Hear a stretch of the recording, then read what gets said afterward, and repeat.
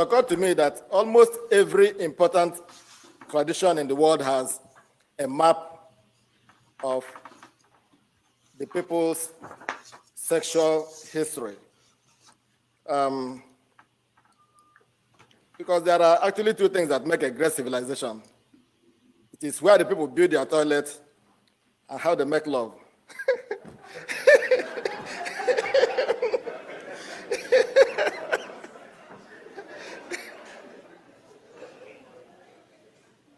So, my Igbo people have no archaeology of sex, except the stories we drop here and there. And you go to Equiano, you find one. You go to Achebe, you find one. And you go to my grandmother, you find another. Hello. Next week, the man who killed South African anti-apartheid activist Chris Hanai will be released. The Chief Justice of South Africa ordered Minister in charge of Correctional Services to place the Polish immigrant Janis Vanus, who killed Hanai in 1993, on parole. The news led to protests by members of the African National Congress, ANC. The ANC has promised that the protest at the steps of the Constitutional Court will be the first of many. Vanus shot Hanai to death in April 1993 while he stepped outside his home to pick up the newspaper. The reason he gave for killing Hanai was to stop the transition from white minority rule to democracy. At the time of his death, he was the second most popular South African politician besides Nelson Mandela. Vanus received the death penalty but was later reduced to life in prison after South Africa abolished the death penalty in 1994. His planned release has angered a lot of South Africans. Today, Morocco defeated Belgium 2-0 in a Group F match at the ongoing World Cup in Qatar. Moroccans in Belgium had to choose what country to root for as the two countries met at the World Cup. There are almost 500,000 Moroccans in Belgium. They have been going to Belgium to work since the 1960s. This is Morocco's second time meeting Belgium at the World Cup. In 1994, Belgium defeated Morocco 1-0. Morocco has yet to reach the knockout stage in their last two appearances in the World Cup in 1998 and 2018. The Democratic Republic of Congo will hold its presidential election in December next year. The Electoral Commission announced December 20th as the date for a new election. The current president, Felix Tshisekedi, has said he will run for re-election. The president took over from Joseph Kabila in January of 2019. It was the first time in the country's history that a peaceful power transfer happened. It is 4:30 p.m. in Lagos, Nigeria, 10:30 a.m. in New York City, 5:30 p.m. in Johannesburg, South Africa, and 7:30 p.m. in Kinshasa, Democratic Republic of Congo. Wherever in the world you are watching us, welcome to another episode of 90 Minutes Africa. My name is Rudolph Okonkwo. My co-host, Chido Onoma, is on assignment. On our show today is Dr. Obiwu Iwuanyanwu. Take a look. You know, Achebe's writing is like, who will I compare it with? It's like Tiger Woods playing golf or Michael Jackson playing music. They really cannot play anything that is bad. But it's just that they are bad. It could be the best of the best writer out there or the best player out there. So, Achebe is great any day. All right. So, Obiwu is the author of Igbos of Northern Nigeria, Tigress at Full Moon, Rituals of the Sun, The Critical Imagination in African Literature, Essays in honor of Michael J.C. Echero, What is Literature? Critical Essays on Zara Pond, Chinua Achebe, Roy Campbell, Nnamdi Azikiwe, Langston Hughes, Christopher Kibo, Dennis Brutus, and others. He's a professor of world literature and critical theory at Central State University in Ohio, USA. He'll be talking about the 2023 elections in Nigeria and the writer's responsibility as an influencer of his society. What do Nnamdi Azikiwe, Emeka Ojukwu, Kaduna Nzokwu have in common? They were Igbos of Northern Nigeria. Nigeria would have been a lot different without these Igbos of Northern Nigeria. We're going to explore all this as we welcome to the show Professor Obiwu. Welcome to the show. Thank you very much. Yeah, Obiwu, nice to see you. I know that the rest of the world, they are watching the World Cup, and we're here talking about a different kind of World Cup going on. I appreciate the time that you are spending with us. Let's start by looking at the situation in Nigeria, the political situation. Have you been following the campaign for president? Yes, I've been following the campaign, and actually I'm watching three men in particular. Peter Obi of the Labour Party, Tinubu, Asiwaju Tinubu of the APC, and Atiku of the PDP.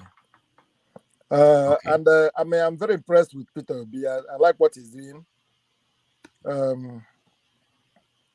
Asiwaju is not to undermine him, but it's rather old and ephemeral.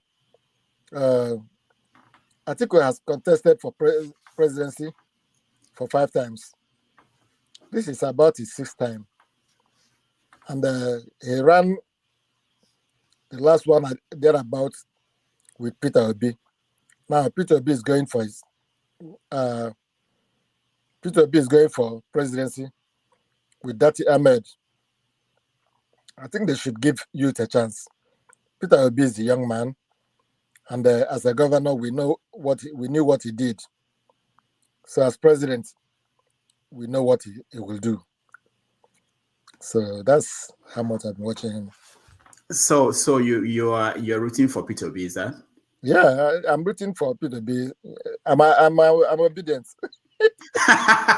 Yeah, because we had of course we know Chimamanda is rooting for Peter Obi. We had Uwem Akpan here last week. He is supporting Peter Obi. But when we had someone like Okendebe, he didn't commit to anybody. So I'm happy that you are able to say that you are rooting for, because we want to know what the writers are thinking about. But let's look at this Peter Obi, the candidate. Ohaneze came out this week, I think, and said that he is their man. But that wasn't a surprise. But they said something I wanted you to look at. They said that Peter Obi is the soul of Igbo. That is, that he's the best of Igbo. What do you think about him as a representative of the Igbo people? Actually, Peter Obi is not running for president as an Igbo man. He's running as a pan-Nigerian. Okendebe, I understand where he's coming from. He's a uncle-in-law or whatever. Tinubu is running for president, but you should understand that Tinubu is aged and ephemeral, and he's shaking all over and peeing on his pants. I'm sorry to say it, but that's the way it is. And Peter Obi, if anybody has anything against Peter Obi, we want the person to get it out now than later. He doesn't seem to have any baggages. His wife is, I saw her for the first time when they went to Ibadan, and the wife is very pretty. They have 2 children, and Peter B doesn't have any. In fact, his children, I think his daughter is in Nigeria or something like that, but his son is not in Nigeria. He's an actor, and he's challenging anybody who has anything against him to bring it out. I would like to know what they have against him. We know what Charles Soludo said about P2B, but that's not the important thing today. I brought you here because I know you understand the Igbo people. You've written about them. I want you to give this help us to understand the man P2B in the context of people who are thinking, will he be another Nnamdi Azikiwe, or will he be something different in terms of his approach to politics? No, I don't think Peter B can be compared with Nnamdi Azikiwe. I think he can be compared with Alex Ekweme, Dr. Alex Ekweme. Ekweme was an architect who was vice president of Nigeria. Peter B has a degree in philosophy and was a businessman, was head of 2 or 3 banks, has a first degree, and has almost 18 attendance to various universities. In fact, the universities he has gone to for ordinary certificate program is outstanding. They are more than anybody I've seen, both at Harvard University, Oxford University. He has all these things, and he's been going for understanding how democracy works and how the money works in a third world country like Nigeria for a very long time. I wouldn't be surprised if he wins the presidency, and I think he'll win it. Okay, you are the author of Igbos of Northern Nigeria. A lot of people are interested in the work. A lot of people are interested in what you mean by that. We'll get to that. But this is the first time that you have a major candidate from the East who is not a member of that group of Igbos of Northern Nigeria. You mentioned the Kweme, you mentioned, of course, Did I mention Kweme? Oh, well, no, I don't mean mention him now, but you mentioned him now. That's what I mean. I don't mean in the book. Okay. You mentioned him. I know he was, I think he spoke Hausa too. I think he probably grew up in the north. But you have Zik. Is that so? I never knew about that. Yeah, he does. Yeah, he did also. So we have Kweme, we have Ojukwu, we have Nnamdi Azikiwe, and these people had what you could say oversized role in Nigerian history. But P2B is not one of those. How do you think that will change? But maybe you can start by explaining to people what's the central idea of your book, the Igbos of Northern Nigeria. Igbos of Northern Nigeria is a book I wrote at a point when I was living in Jos, in Plateau State, in the middle belt of Nigeria. I wrote it without knowing what impact it will have. The Ezigbo Jos was the one who talked me into writing it. I collected all the newspapers I can lay hand on and wrote it. It was a story of the journey to northern Nigeria by Igbos in southeast Nigeria. And some of them trekked, you can't believe it. And some of them came by, of course, by road. There is no sea accessibility to the north anyway. So they started establishing, motor parts, schools, and hotels in the north. And after a time, they were the only people who were really doing business in the north, And then the killings started in 1945, 53 by northerners, some of whom were jealous. In fact, many of them were jealous of them. And I lived in the north, and when the Igbos were establishing Igbos in the north, it was my contribution to that generation that led me into investigating how Igbos came to the north and how they started all these businesses. Today is a story, and many of them were receptive to my contribution, and the book quite sold a lot, I should say. So is there any difference in Igbos of Northern Nigeria from the other Igbos who lived in other parts of the country or those who grew up in the East? Actually, in fact, at a point, one would wonder whether politics in Igbo land was meant for Igbos of Northern Nigeria, because all the Igbos were in national politics were seemingly born in Northern Nigeria, you know. So I'm glad today that somebody who's not born there, like Peter B, is making a national wave. But Nnamdi Azikiwe, Ojukwu, Chukwemeka Ojukwu, Kaduna Zogu, and as you said, Alexander Ekweme, all these people and many others. For you to have a critical hand in Nigeria, you are likely to be an Igbo born in Northern Nigeria. Jim Wobodo also. Jim Wobodo, in fact, look at it. Jim Wobodo, I didn't mention his name in the book, but there were a lot of them. It was as if they were all born in exile, and they were operating from exile and all that. They spoke Hausa, and they spoke, many of them spoke Yoruba before they started learning Igbo and all that. So the politics they played, because they were insistent on recognizing Northern Nigeria and Western Nigeria, because of they spoke those languages, and they will tell you, oh, there will be no problem and all that. Still, those people they worshipped, they recognized were the ones who killed Igbos during the massacre, during the pogrom. You know, it was not a good thing. Like, they were being killed. Ojukwu asked them to go back. They went back and they were killed again. You know, which was what led to the war. But of course, there are remote and immediate causes of the war. But this was central to the civil war.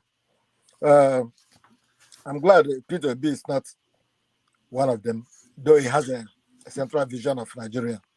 You know? Now, people think that because of someone like Zik, his understanding of Nigeria, where he grew up, he was more eager to compromise in certain things. Do you think it's a positive thing or negative thing that they grew up in northern Nigeria? Zik is a complicated character. I love the role he played in Nigeria, quite all right.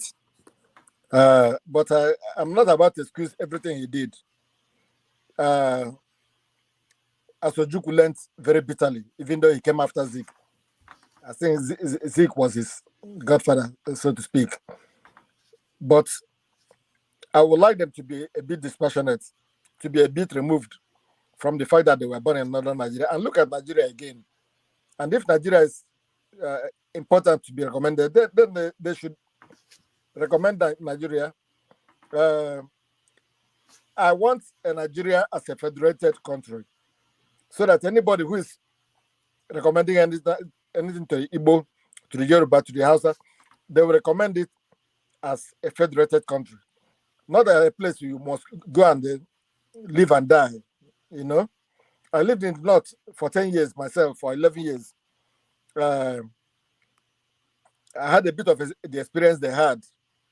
That's not why I should recommend Igbos to be in the north and die in the north and all that. They have a home, you know. If we're to go back to Nigeria, we found a republic, and our houses in the north will be given to us as residents and all that. That's what I think. I think Obi is better. Okay. Yesterday we talked about oil that was discovered in the north and in Gombe. What do you think about that? Do you think that is a game changer? Honestly, I don't know the quantity of oil that is in the north, but I wish they would discover oil in many parts of the north, so that the northern Nigerians can leave southern Nigeria alone. Today, oil is in the southeast, but they are kind of being distributed in the north, and the petrochemical industries are in the north, and the ministers of petroleum are from the north. Let them discover as much oil as they like in the north. Let let them allow Nigerians to share in the oil. But let us also know that there are many other earners of foreign exchange from Nigeria, like in farming. You know, the East used to have palm oil. The West used to have cocoa. The North used to have peanuts. You know, but now they don't have those things. I wish they can develop more areas of farming. Today, when we send money to Nigerians, those who live abroad, I send money to Nigeria regularly. Many of my friends send money to Nigeria always.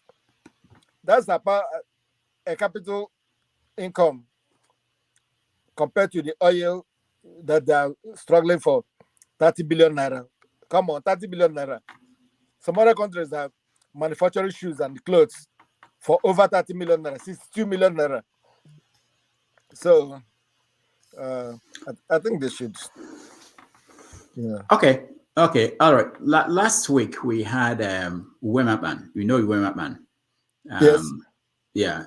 He wrote a new book that came out last year called New York, My Village. And he made some statements that a lot of people took issues with. I want you to weigh in on that. Let me play you a video of Uwem on this show last week. Republic of Nigeria. Who could disobey Ojukwu and live? Emmanuel Efiajuna, is he alive?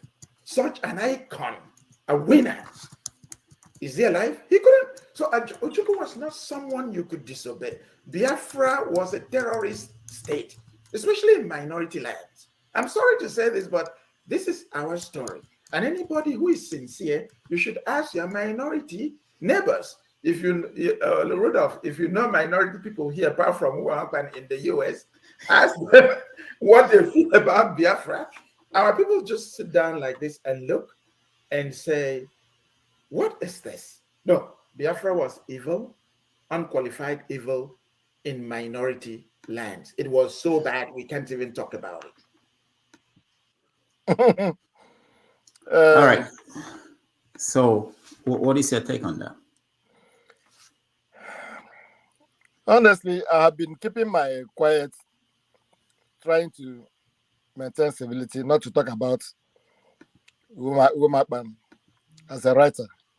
But I understand he was born in 1977 or thereabouts, after the war.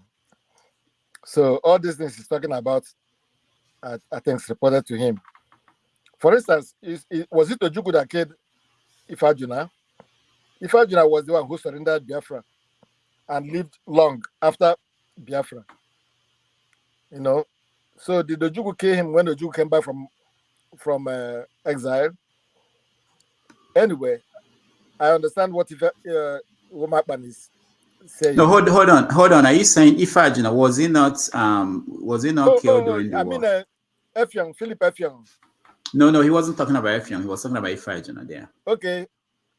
What is he talking about Ifajuna? Ifajuna was an Igbo man. Ifajuna carried out a coup in Biafra. Ifajuna, one of those that tried Ifajuna was Professor Ben Obumselu, who tried him, who was secretary of the panel, who was his classmate at Ibadan. Obumselu was the first president of Ibadan Students Union. Ojukwu was a friend because Ifajuna murdered his life after Ojukwu. His father worked for Ojukwu's father. What is Ifajuna talking about? Ifajuna, Uwem Akpan. Let me also correct an impression.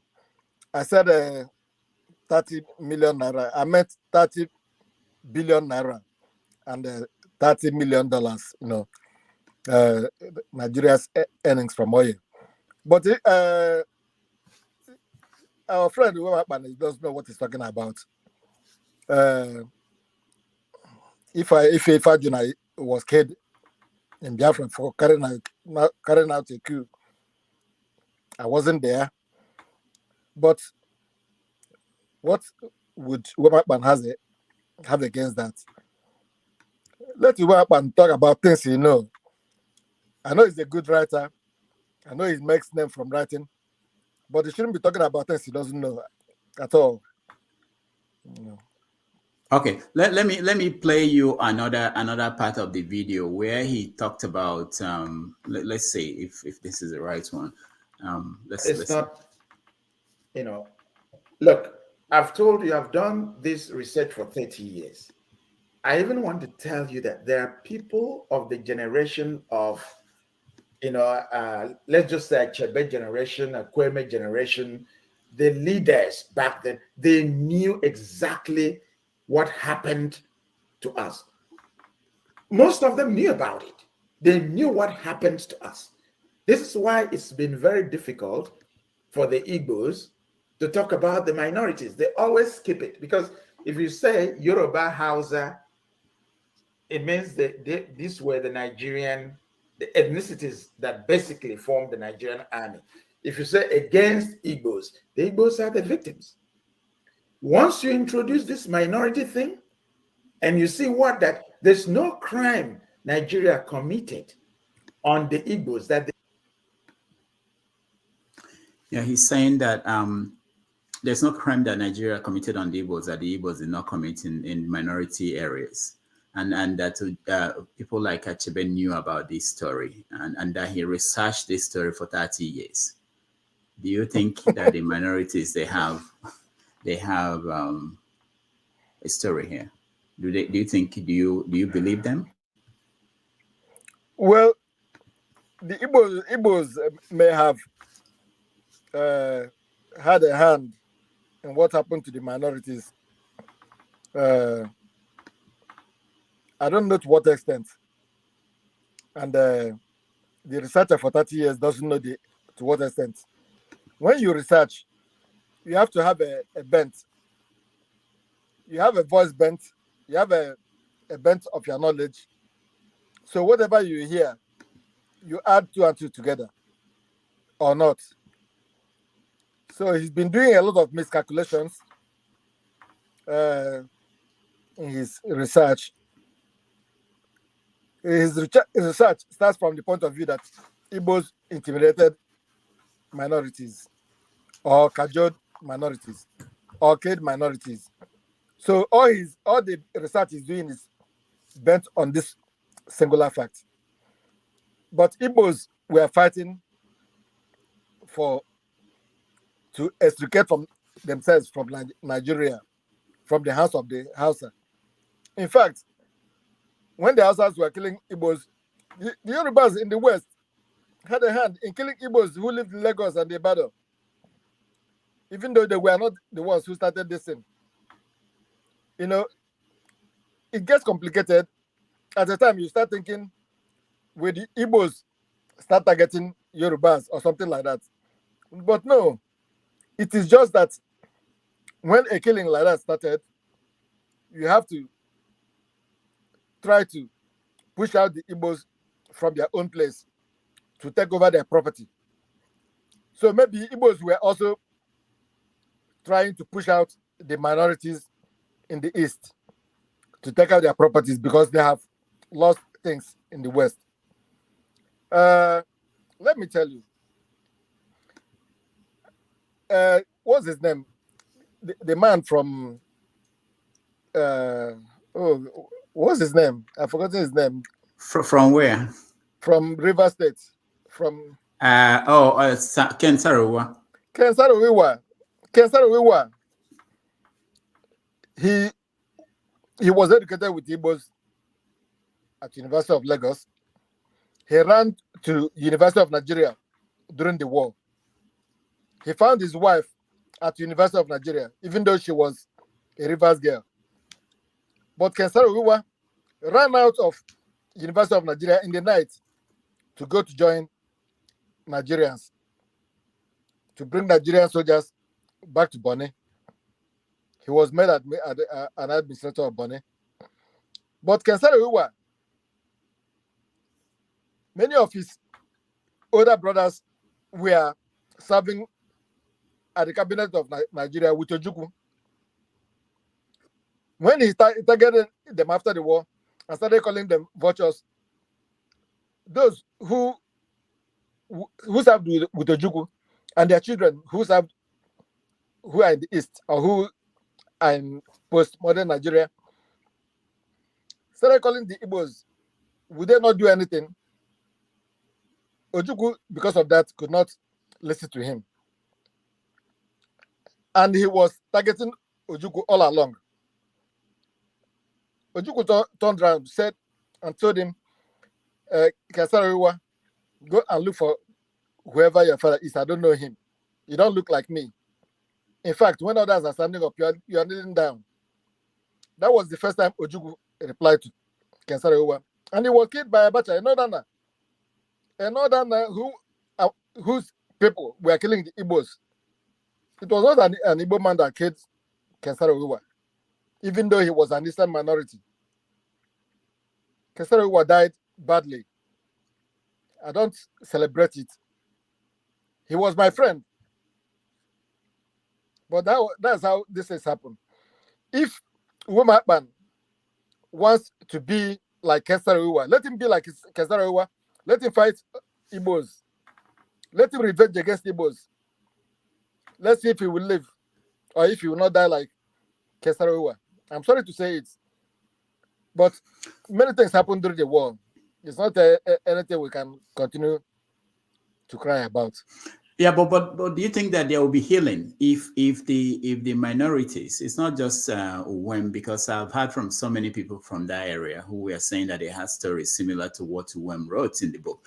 If there is going to be healing, don't you think that these things that have to be revisited and maybe examined, because it may be necessary as part of that healing process? Or you don't think it's needed? No. I actually believe there needs to be a healing. Like he was saying, Achebe knows this. This person knows this.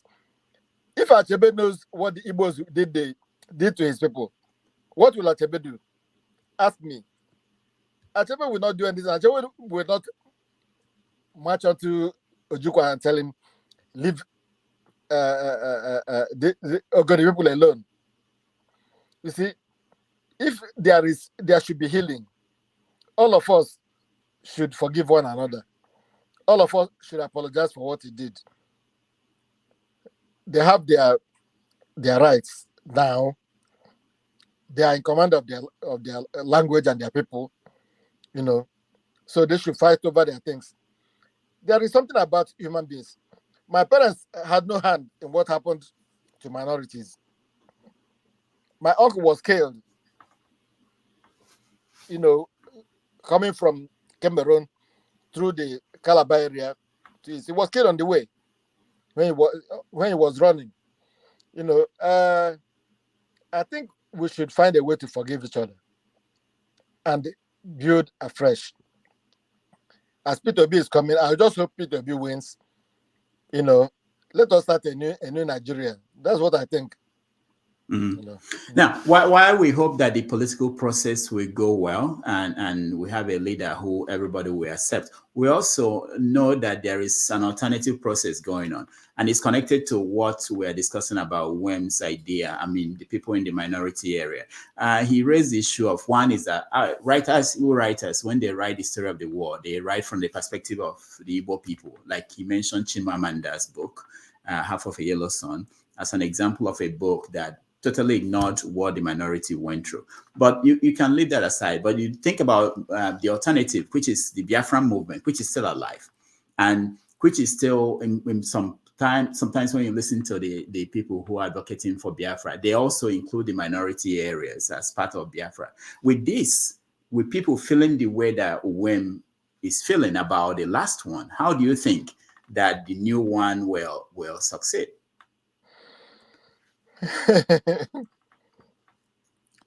Well, I have sympathy for Nnamdi Kanu, though I don't prophesy something he's doing. I have sympathy for him because I don't want him in jail, and I don't want the Northerners to be subjecting him to humiliations in jail. But I'm praying for Peter B. If you ask Peter B today, I'm sure he will have a different viewpoint about what Igbos can do to the minorities, to Eastern Nigerian, east of the Niger, or Eastern Nigeria. There are many things that happened in Nigeria during Biafra. And all the people who are angry, most angry about it now, are those who are born after the war. Among the Igbos who are very bitter, angry about it are those born after the war. And the minority is people like Uwem Akpan who are angry. They should check their temper, lower their temper, while we go about looking for what we can do, together. All right, let's move on to some of your work. You are an expert on Chinua Achebe, and November 16th was his birthday, and next year it will be 10 years since he died. So thinking about that, 10 years after, how is his work received today? I think Achebe's work have come to stay. Things fall apart. Arrow of God, no longer at his Artist of the Savannah. All this work have come to stay. I don't know whether Uwem Akpan knows that they have come to stay. Whether there is something he can do about them.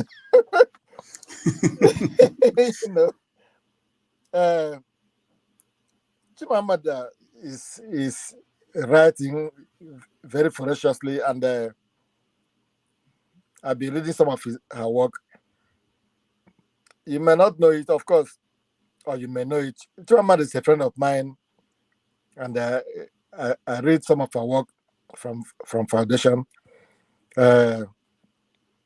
Unfortunately, I've not read anything by Uwem Akpan. I knew him as a writer, and I knew he was anti-Biafran, and that thing is not making me read his work. Hold on. You've not read anything by Uwem. I have not read anything by Uwem. Actually, not even tell them you're one of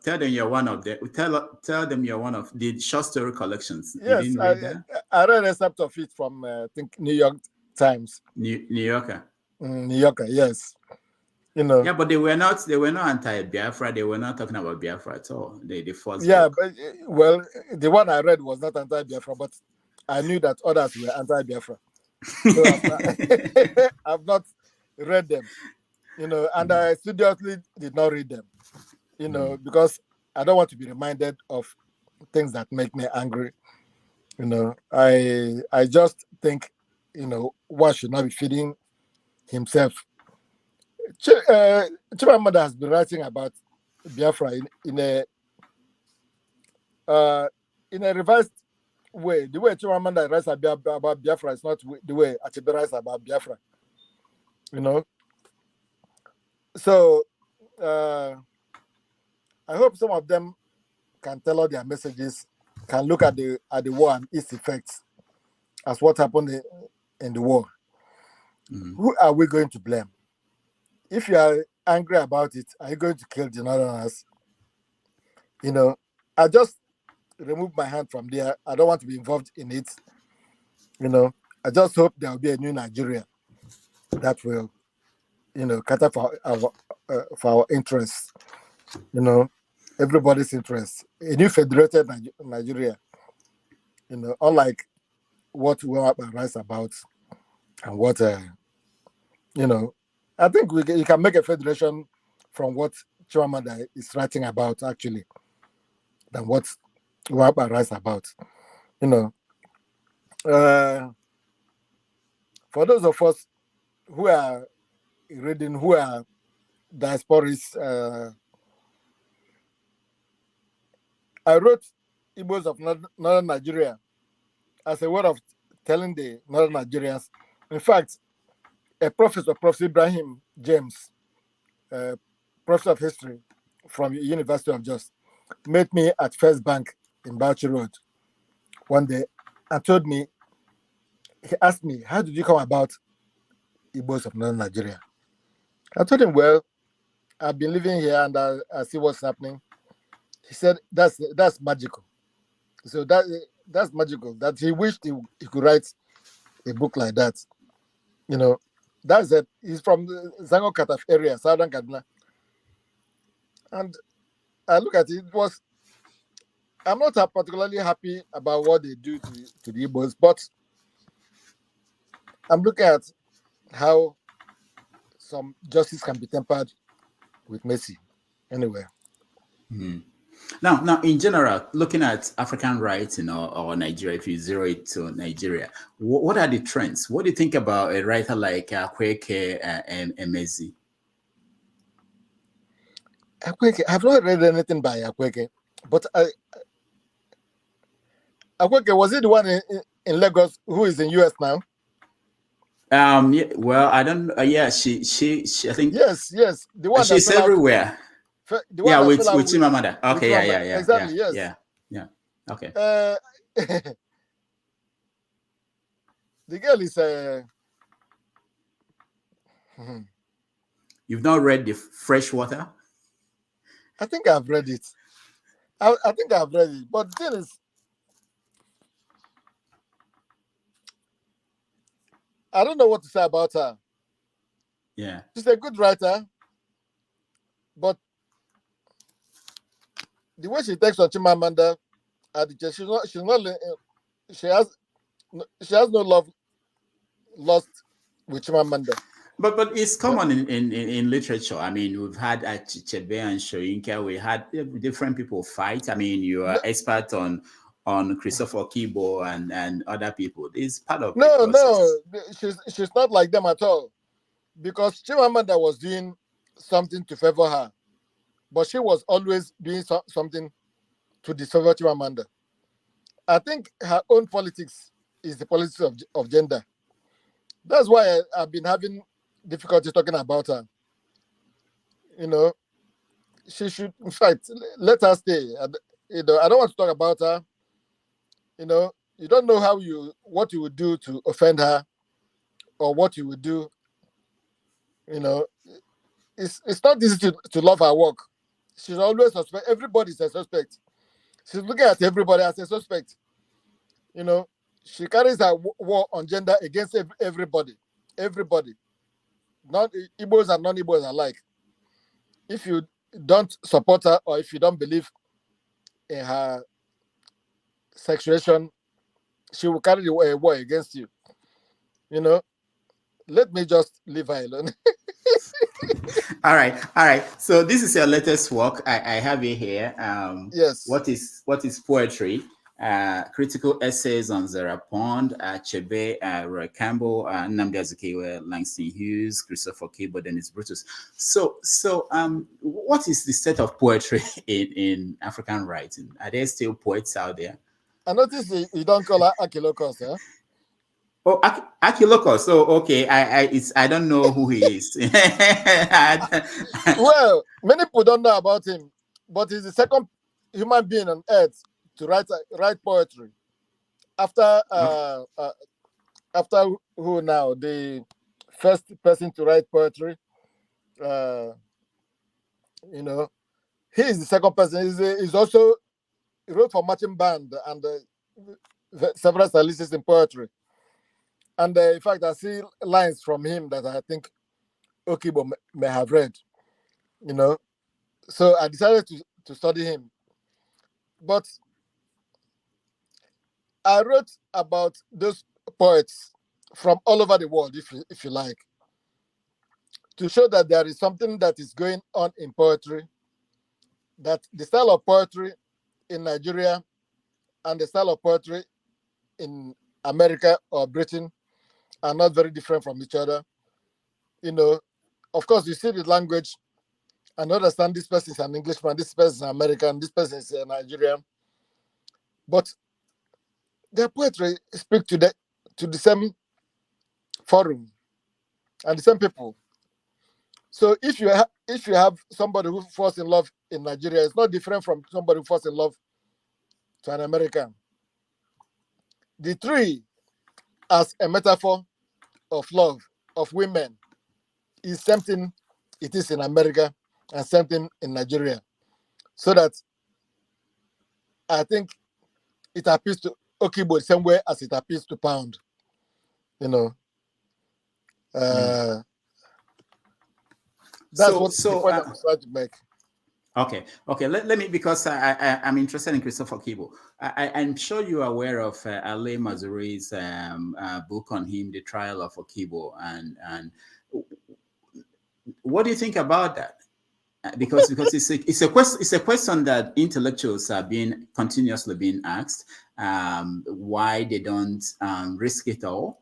Why do they stay on the sideline? I posed that question to Obiwu Iwuanyanwu when he was on this show. People like you stay back in the universities, and we don't see you, out there in front, pushing for whatever change. You publish your works. Sometimes it's not even accessible to ordinary people on the streets to buy, until we drag you out to shows like this. Regular people will see you and know that you are working. What do you think about that? Ale Mazuri happened to have known Okibo. He's married to a Nigerian in the Middle Belt in Benue, and he worked for Gowan. But he was always championing the cause of Northern Nigerians. In fact, it's what we are saying. Whatever Ali Mazuri wrote about Okibo was based on the fact that he was working for Northern Nigeria. So if Okibo joined the Biafran army, Ali Mazuri must find fault with it. That was the basis of his writing on Okibo. His book has no basis at all. And I think it's better forgotten the way it's forgotten now. Okibo is not the first poet who joined the war, or the first poet who died in the war. He may have joined the war the way, Ezra Pound joined the war, the way, many people all over the world joined the war. Okibo actually found fun in the war. Then his Brutus went to exile, But Archaeologus fought in the war, fought in several wars. The Archaeologus angle was that he was the child of, should I say, a whore? His father, a nobleman, made love to the mother and went on with the war. And the Archaeologus later discovered who his father was, and they decided they would fight in the war more than his father. But Okibo could not bear the Nigerian Civil War because he was married to another, and for goodness sake, had a daughter whose mother is in the north, and whose father is an Igbo. So he knew about this. And when he was fighting in Biafra, his child was on the other side of the war. But these are things that happen in a war. A poet does not choose his life in a war. He would have been involved in the war. If he wasn't involved as a soldier, he'd be involved as a diplomat. He chose to be involved as a soldier and died in the war. So what Ali Mazuri was writing was nonsense. It wasn't up to him at all. All right. Let me play a clip from your presentation at a conference. You were talking about Igbo sex. I didn't know that's part of academic study. It occurred to me that almost every important tradition in the world has a map of the people's sexual history. Because there are actually two things that make a great civilization. It It is where the people build their toilets and how they make love.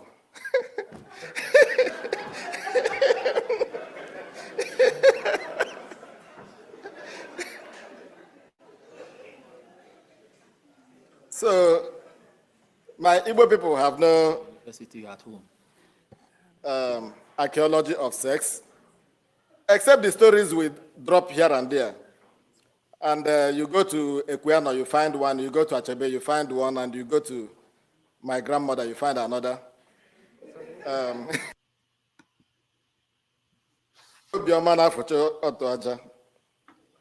A kind-hearted man blows out sand from the vagina.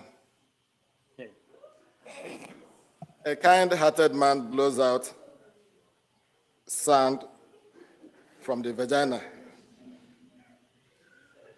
Well, luckily for me, I have, as I told you, I have 3 daughters. Luckily for me, my kids don't play in the sand anymore. They play in the US.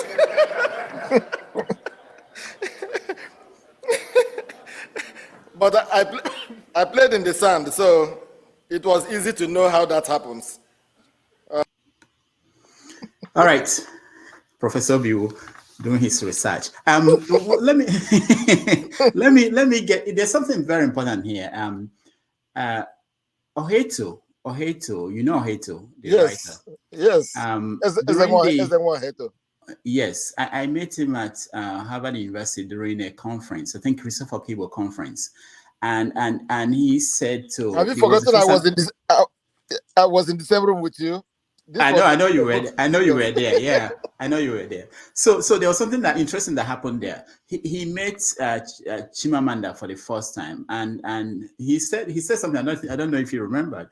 He said he was going through chemotherapy at that time, but reading Half of a Yellow Sun, that there were points in the book where he had an erection, and that was.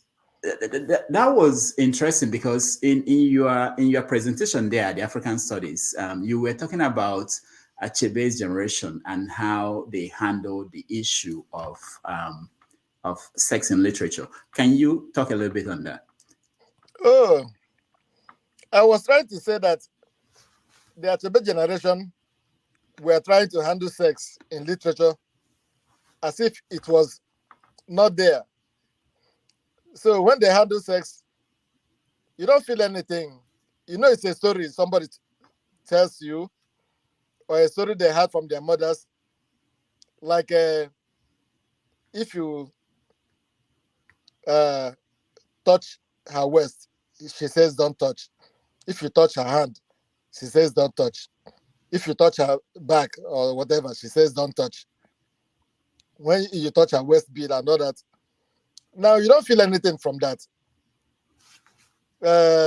But when you read sex in Chimamanda, you feel it.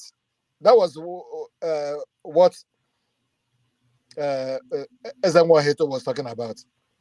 You feel it, you see it, you know it is going to happen, and you don't hold yourself back from it.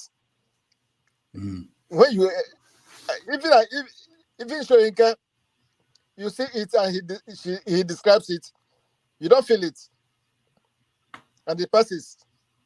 You know, that generation were brought up in the same way, and they were writing the way they were brought up.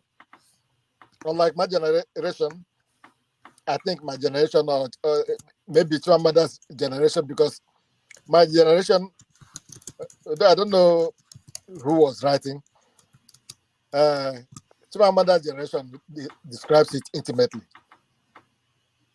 All right. So we are going to, in another 6 minutes, we are going to bring in our audience members to join us and have a conversation with you.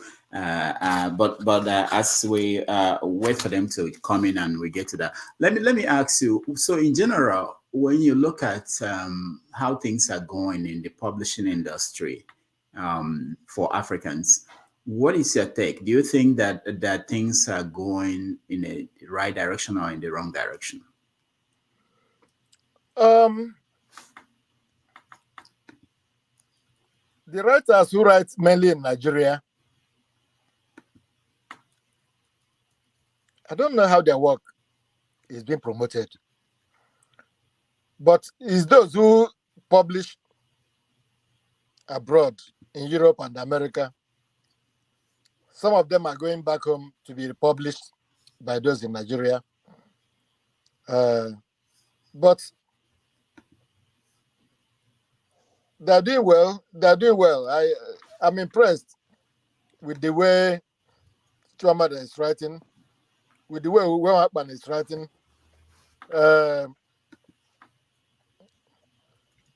So many of them are writing very well, and they are being celebrated.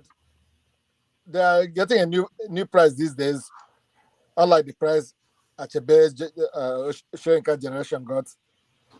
You know. All right, we're going to let me get Dr. Osi. I think he's going into the ward. He's going to see his patients. He's been around for a while. I want him to talk to you before we continue. Osi, you're on. Hold on. Let's see him go. Sorry. Okay, go ahead. Yeah, go ahead. Give me 5 minutes. Let's see him go first. Okay, see him. Okay, see him. Down somewhere. Yes. Okay, see him. Go ahead. Okay. Thank God. Can you hear me? Yes, yeah, I can hear you very well. Let me. Okay, you can hear me. Yeah, we can hear you. Go ahead. First and foremost, good afternoon. Good afternoon, Obiwu. Yes. You may have forgotten who I am. You may have forgotten me, and I won't blame you. But I can never forget you in my life. This is a book you sent to me in 2007. If you remember. What's your name? Igbos of Northern Nigeria. I read about it. I read something you put up in Nigeria. So I replied, I requested for it, and you spit it. I've read it. So because I know you are coming, at least let this be the first informal meeting we are meeting. At least let me to face it today. This is me. Yeah. So can you tell me your name? So I'm particular. Hey. Okay, Mike, my name. Yeah. Mike Udebune is my name. This is your book. Yes.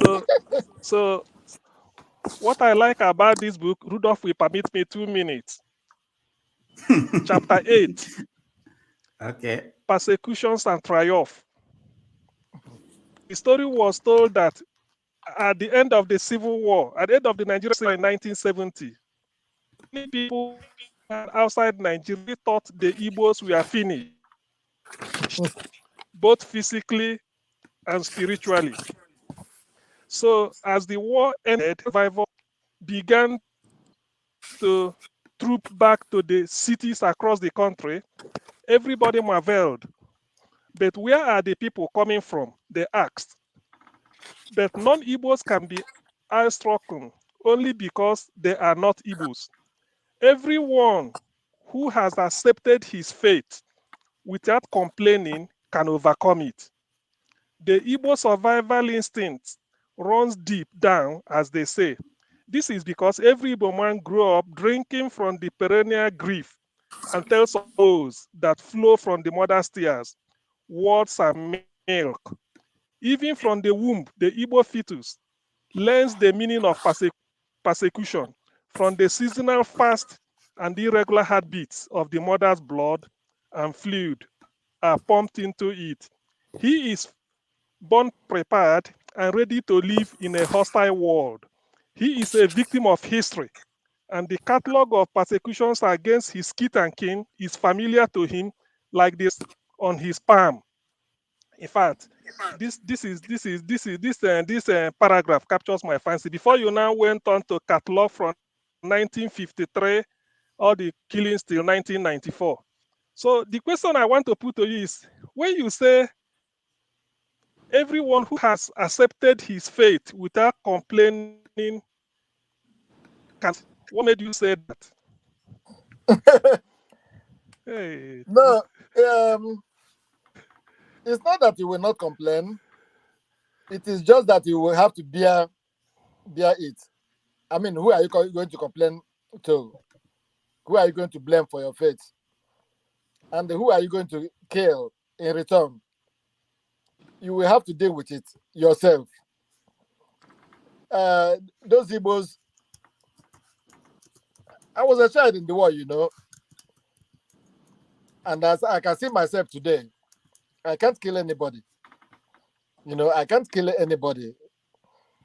So I say, if you deal with it yourself, internally, you can overcome. It's not that you're going to complain about anybody. You can do things you want to do with those in mind, but you can't complain about it. That's what I meant. Okay, thank you. Osi, go ahead. Okay. Thank you so much, Mr. Iwuanyanwu, Professor Iwuanyanwu. That's very enlightening, I have to say. Just to add anyway, a little bit. Thank you very much. It's been a very wonderful. In fact, I hope we will meet one day. I would like to meet you personally. Okay. To also have a personal chat. Meet, I quite like this book. I treasured it since over 10 years. Okay, thank you. All right, CM, thank you. Osi, go ahead. Okay, yeah. So thank you so much, Prof. It's been very enlightening and thank you. And entertaining at the same time. I just wanted to piggyback a little bit on what you mentioned about Uwem Akpan's outing the last time in the show. So obviously, Uwem is a fine intellectual, a very good writer, highly regarded, and I think it's within his rights to bring into consciousness the plight of what he felt his people endured during the very unfortunate civil war. I mean, I think we're all trying to tell that story, just like the rest of the 3 million estimated people that were killed. Most of them were actually Igbos, So we keep on trying to, make that point and bring it to people's consciousness so that hopefully that incident won't repeat again in our lives. But I think one thing that he also has to take into cognizance is the central idea that war is a very, very terrible thing. And when we're in a state of war, things go very wrong.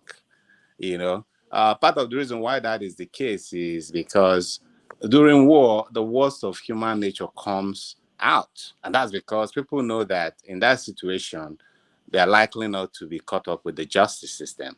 And so they go about doing whatever they want to do. Because some of those things that, the minorities in the then Eastern Nigeria were complaining, people in the East were doing the same thing.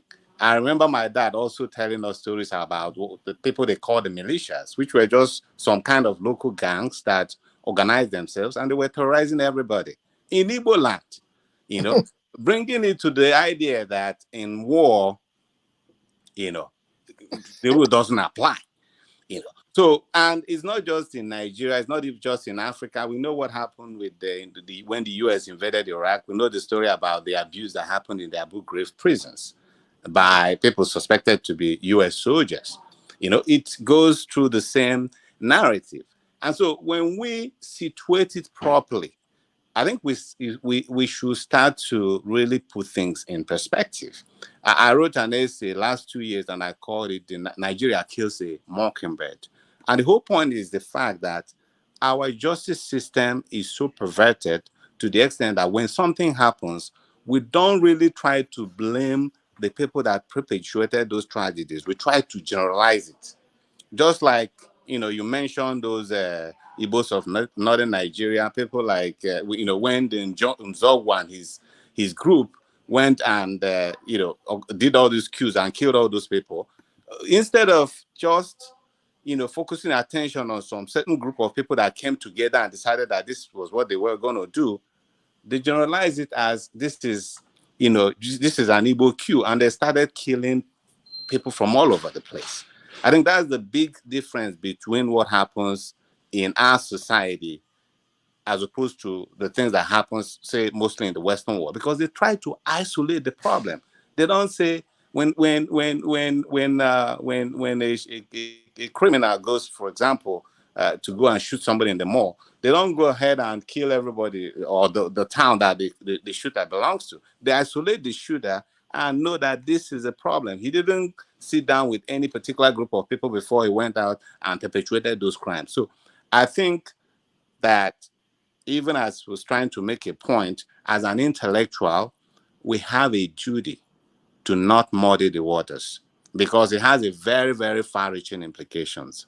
If Biafra was such a terrorist state, he should also know that General Philip Estrang was Ojuku's Chuaisi. And if at the central command of Biafra, that was the idea, I don't think that Philip Estrang would have loved to serve in that as Ojuku's second in command. Yeah. That's just the point I want to make now. Let me not take so much time. I might chime in later. Okay. All right. Yeah. Thank you, Osi. Obi, do you have anything to say to add to that? Yes. In fact, his word is correct. I don't have anything against Uwem Akpan, as you may know.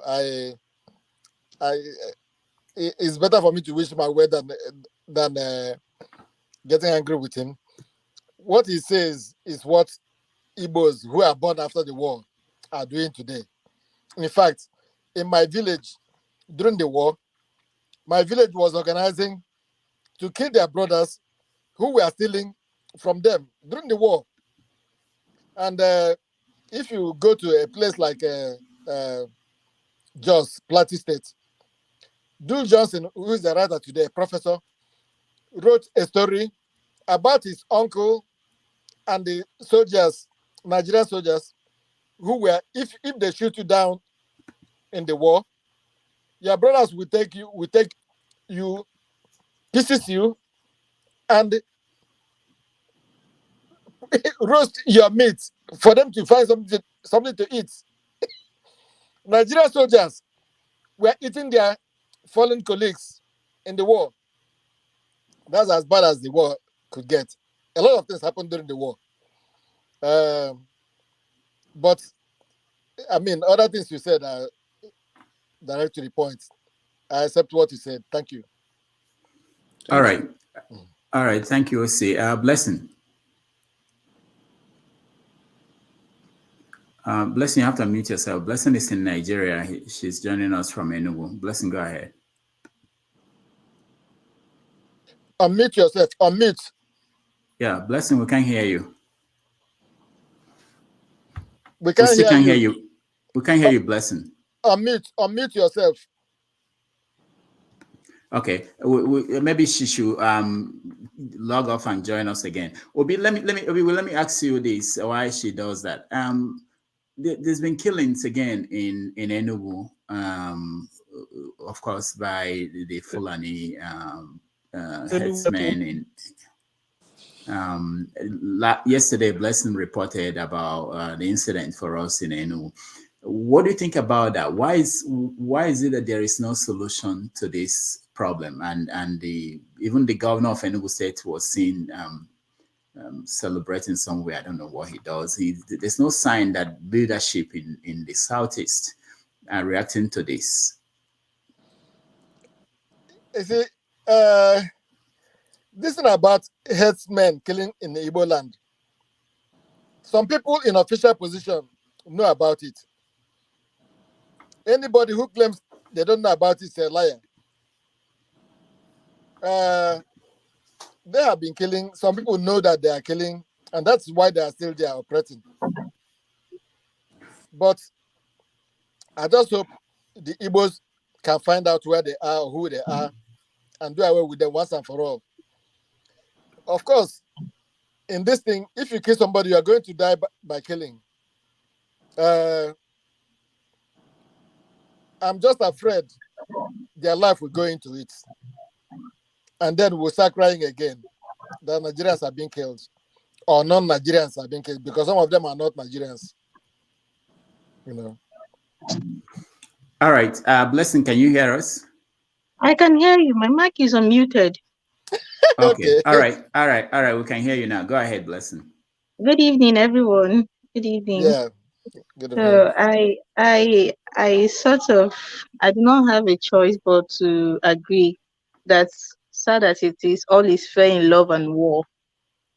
Where I come from, even as a child, I saw the remnants of the Biafran war. There's this part of our farm, very vast area.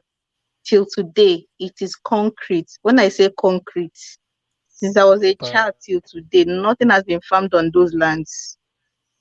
Let me ask.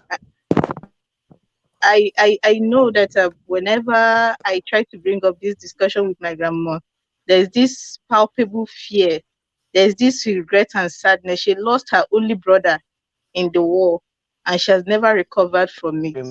So it's always a touchy topic for me. And I hate to admit that whatever happened then was unavoidable, because it was like Mr. OC said, it was a war situation. There was little or nothing that you could do about the atrocities or not. But having said that, Mr. Obiwu, I am really interested in the archaeology of Igbo sex. I'm sorry, maybe I'm a bit too forward, but yeah, I am really interested because yes, I recall the first time I read Half of a Yellow Sun. Oh Jesus, it was graphic. It was graphic. The pictures would not leave my head, and it's funny because I grew up reading a lot of silhouette novels and mirror novels, but this time around, to have somebody of my own skin color that speaks my language describe sex the way I was looking at it, I was like, yeah, my eyes were constantly popping, and this was something I never got reading any of Achebe's book, and I have read a lot of his works. Also, something like this. So I'm asking, is there such a thing as too much information when you're writing about sex, when you're trying to describe a sex scene? Is there such a thing as too much information? That is what I want to know. I don't know whether there is such a thing as too much information. I would like to know that, to say that some writers overplay it, whereas some writers underplay it. There are also writers who measure everything. Chimamanda, plays on sex. I don't know. This guy from the north, what's his name? My student. Oh, Measure Time, the one that wrote Measuring Time. Measuring Time, yes. Yeah. All right. Excuse me. He was my right. student in Jos, and okay. He's very measured the way he writes about sex. I think everyone today will write about sex the way it appeals to them. Formerly, when I was writing, I measure it. Hello, Habila. Who? Habila. Habila. Yeah, Habila, yes. Habila measures it. But if I'm writing about it today, I'm not likely to go to measure it. My research on Igbo sex, of course, is in academics these days, is what we see happening now.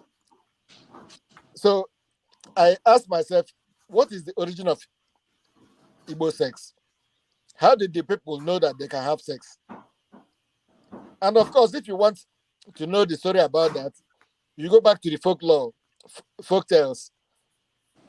And I came to remember the story my grandmother used to tell me as a child. Then I said, oh, is that what she was trying to say? I was a child living with her. I came from Umuahia, where my parents was living. I was the only child living with her. And I said, oh my God, this woman was telling me about sex. But this was the way she colored it. No, there is nothing like too much information. It's just the way a writer chooses to write about it. Okay. All right. Thank you. So you have another question? Go ahead. Go ahead. A blessing if you want. Yes, I just lost that train of thoughts. But well, All right, let's welcome Obosi. Obosi, welcome to the show. Obosi, can you hear us? We can't see your face. Your position is you can, but you can go ahead. But if you move around, maybe the light will show and we can see your face. Unless you don't want us to see your face, which is okay. Can you hear me? Hello? Yes. Yeah, we can hear you. Yeah. Okay, he's gone entirely. So he's trying to let me see. Let me play this from. Hold on. Okay, let me play this video a little bit. This is when we. Okay, it's not yet downloaded, but okay, I think I'm getting it. Let me play this and get your reaction. One voice. That is not political now. One voice is dictatorial. One voice is unacceptable in a plural society, especially irrepressible pluralistic society like Nigeria. Certainly irrepressible individualists like Igbos. Now, my friend, what are Igbos bringing? In fact, they are bringing visible and conspicuous achievement, capacity to turn difficulties, to turn these national difficulties into dividends for Nigeria, obstacles into opportunities. Let me tell you the truth. Nations are saved by two kinds of events, either through leadership or through structure, none of which has worked in Nigeria. The Igbo man can change it. He's not a greedy man. He is also not a lazy man. Forget every perception you may have about the Igbos. The Igbos know how to share things and let others begin to take. And he's willing to take the last. Just as we're taking the last of all the zones in Nigeria for presidency. You will see a difference, my friend. The difference will be clear. The difference will be that the country will be stable because you are getting a government that will embrace justice, equity, and fairness. Charity to all and malice towards none. We are the federating people in Nigeria. Yes. If Nigerians live in the moon, the Igbo man is there. He is there. The truth of the matter is that you just don't want to use their talent. But it is your own loss. Look at it. I went to South Korea in the 80s. South Korea was developed within 10 years. One of the advisors, economic advisor that the World Bank sent there was Khalid Kakal. Go and ask. So, what are we talking about there? Speaking with one voice. My friend, we will not speak with one voice. We are not mumu. Igbos will speak with different voices, reasonable different voices, then articulated by a leadership that has a sense of direction and knows what matters. Indeed, with this question of one voice, look at where one voice has kept us. No voice anymore. Come on, my friend. Don't provoke me with your voice. All right. I played that because there's this conversation that we don't actually have sometimes. People like you who study the society, you know about Emayobara and you know about Akanibiam and when they were running things in the East. And I want to bring up the issue of the current group of people who run the East, like governors. What changed? Why was it that the people that did it in the past were able to have a kind of a idea about where they're going, and we don't tend to see that in the group of people that we have now?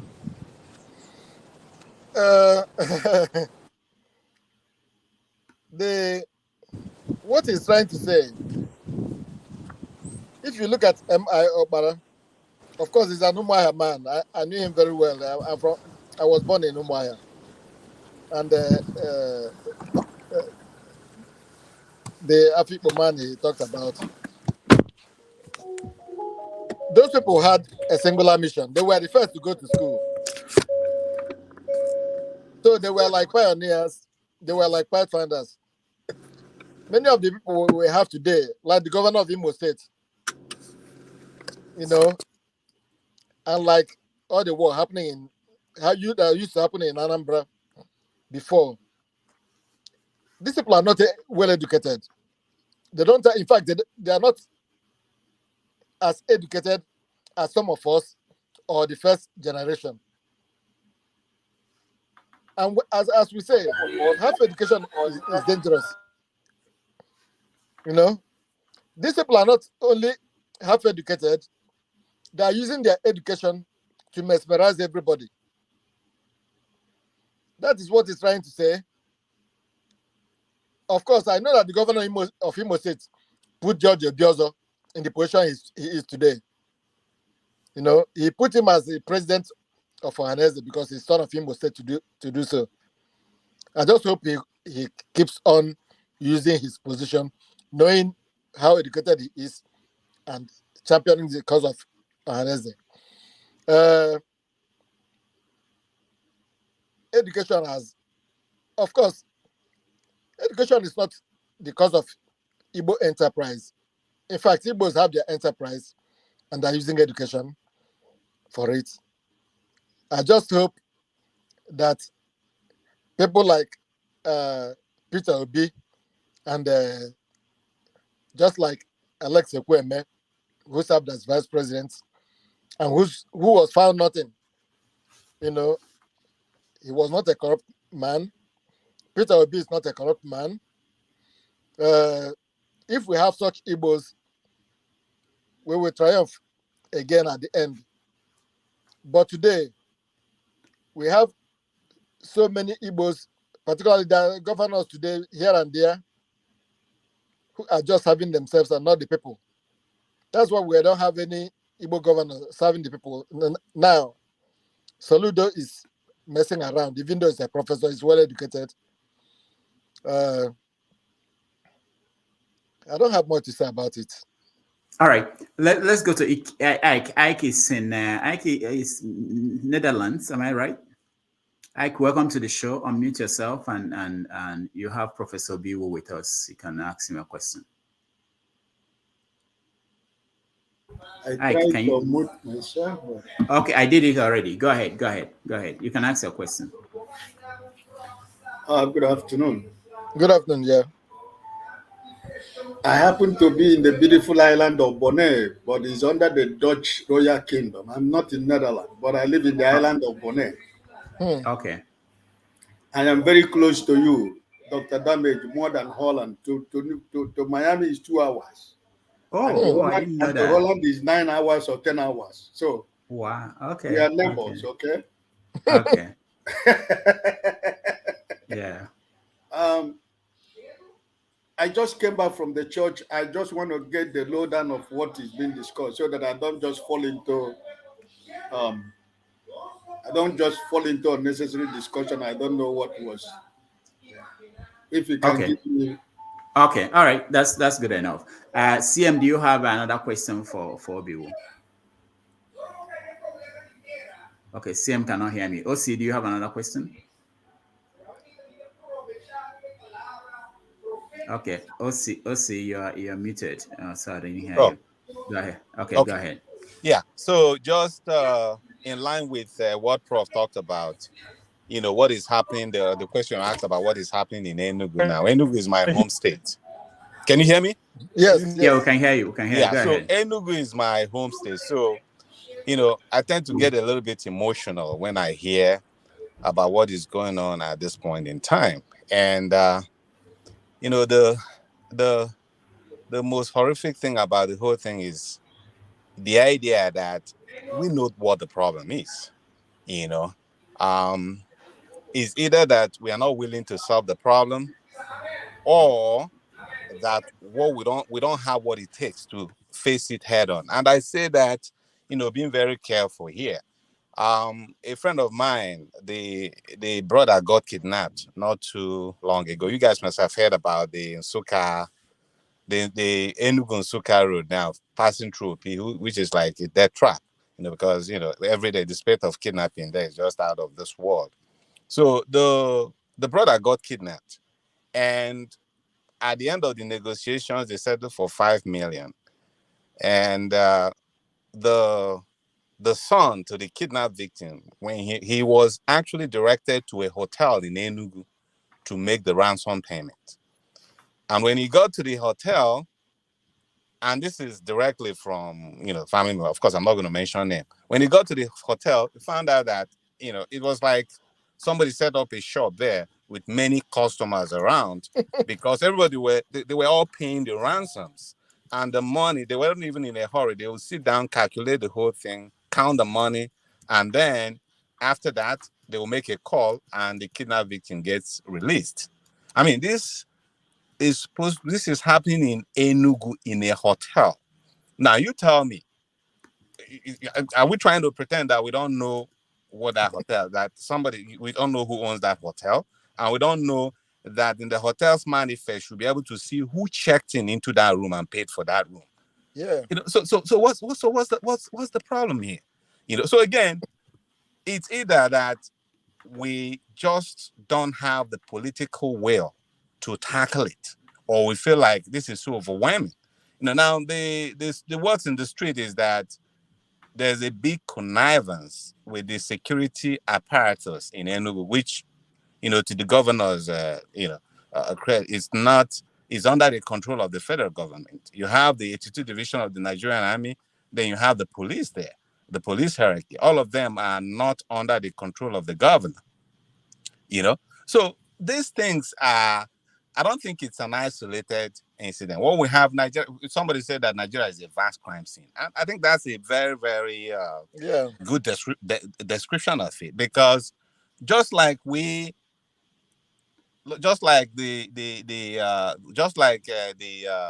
talked about 400 sponsors of Boko Haram that were identified, and even today, nothing was done about it. All these high-profile kidnapping, banditry, and all those things, they go on and on and on. We pay ransom, and yet we haven't seen any concerted effort to actually address the situation. So then when you throw in the lackadaisical attitude of the Southeast leadership, made up of the governors, I can tell you that they're not really, they position as if they are not really interested in doing the job for which they were elected to do. They are more interested in gaining more political capital for the next dispensation. That is what is going on. So that even when they feel bitter within themselves, they always feel like there's always that being very circumspect in the sense of, we don't know what we'll do, and then it will tick off Abuja, and then we might not be able to proceed, to gain more political foothold. So again, that is I think the central thing is just what I said. Is part of it is that we lack the political will to do what is needed, and the other one is some of those problems is not what we can address, because again, the security apparatus lies with the federal government of Nigeria at this point, and I can go on and on and on, but I mean, I don't want to take so much time. But one quick point I also want to make. One big problem in Igbo land, which we can all agree to, is, our people are not politically sophisticated, and I don't say that lightly. I mean, we talk about the famed Igbo enterprise and all those kind of stuff, but you were talking about the fact that in your book that, most of the people that really made headway politically are those who were born in the North. I think there's a reason to that, because the real truth is that the Northerners are politically more sophisticated, more aware than we are in Igbo land. There's always the notion that what is happening in the public does not belong. I'm not the one who's supposed to solve the problem. There's a sense of detachment in the collective, and that has been the problem with the Igbo man. Because no matter how bad a situation, if you have to go around Nigeria, you find out why we have the worst leadership. Because where IPOP, for example, is talking about what is going on in Nigeria and how the Igbos are marginalized, but Abia State has the worst political leadership. Why are we not taking on the low-hanging fruits before we talk about the other bigger project? There are things that we can actually do. But anyway, let me not, because I can go the whole day, but I'll stop for now. Thank you. All right. Thank you, Osi. So Obiwu, yeah, before we come back to your blessing, what do you think about what Dr. C is saying, which is that we don't have, of course, it's difficult to point at credible media paying attention to the Southeast other than OC just started Ikenga Online, but there are no media covering the Southeast. How do you hold political leaders in the Southeast accountable when there is no media and credible opposition? Go ahead, Obi. Well, I would like to respond to OC's last point, which is that Igbos born in Northern Nigeria. Igbos born in Northern Nigeria like Nnamdi Azikiwe, like Ojukwu. One thing you will understand why they are making their political impact they are making, or they were making in Nigeria, was that I think either children who were born to their fathers last, or children whose mothers were not well married, or children who are angry with their fathers. Those are children that actually are representative of the father, of the family. Among all Igbos, if you look at Nnamdi Azikiwe, he was angry with his father. The father had just divorced the mother, and he broke away from the father. He towed away and was rescued by the father in Ghana before he went to. The father collected money to send him to America. Ojukwu was the mother's only son, and the father did not marry his mother rightfully when the mother was pregnant with him. So when you look at all these children, you find things that make them hard, that make them stressful the way they were. Unlike those who were born in the East, whose mothers were legitimate wives of their fathers. And I think that was the reason for their success. Although I'm saying this verbally now, I didn't go to explore it in my book. But I was thinking, why was Igbos born in Northern Nigeria successful? And I looked at some of them, and I saw that this is what is going on. In other words, they were the rebellious sons of their fathers. That was what made them successful. All right, thank you. Blessing, you want to say something, or should I go to Ike? Sorry, I'll just repeat because it's getting dark here and the lights are not back yet. Can you hear me? Yes, yeah, I can hear you. It's getting. So I wanted to say something about what the Baba in the video was saying about people with half education being dangerous. Some time ago, there was this tag that followed the certain group of Igbos that spoke about happenings in Igbo land. They were tagged intellectuals. So whenever you come out and say something in defense of I'm being careful with my words these days. Whenever you come out and say something in defense of anybody that is not a certain group of people, you were tagged intellectual. Now I want to say this, that you see what Soludo is doing. He and some other Southeast governors, people like Umahi, what they are doing is giving credence to that intellectual tag. When he won, a lot of people genuinely had high hopes for him. Now he has thought of giving credence to that. Is it not these people that are speaking supri? What did you expect from them? They do not have a grasp of things. All they do is speak English.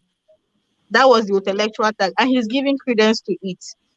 And in the long run, it's going to backfire. We're going to get to a point where if you are articulate, if you are assertive, and if you're educated, the average Igbo voter might not take you serious. Because look, they'll be like, what of the ones we gave our votes? What did he do? He spoke English with it.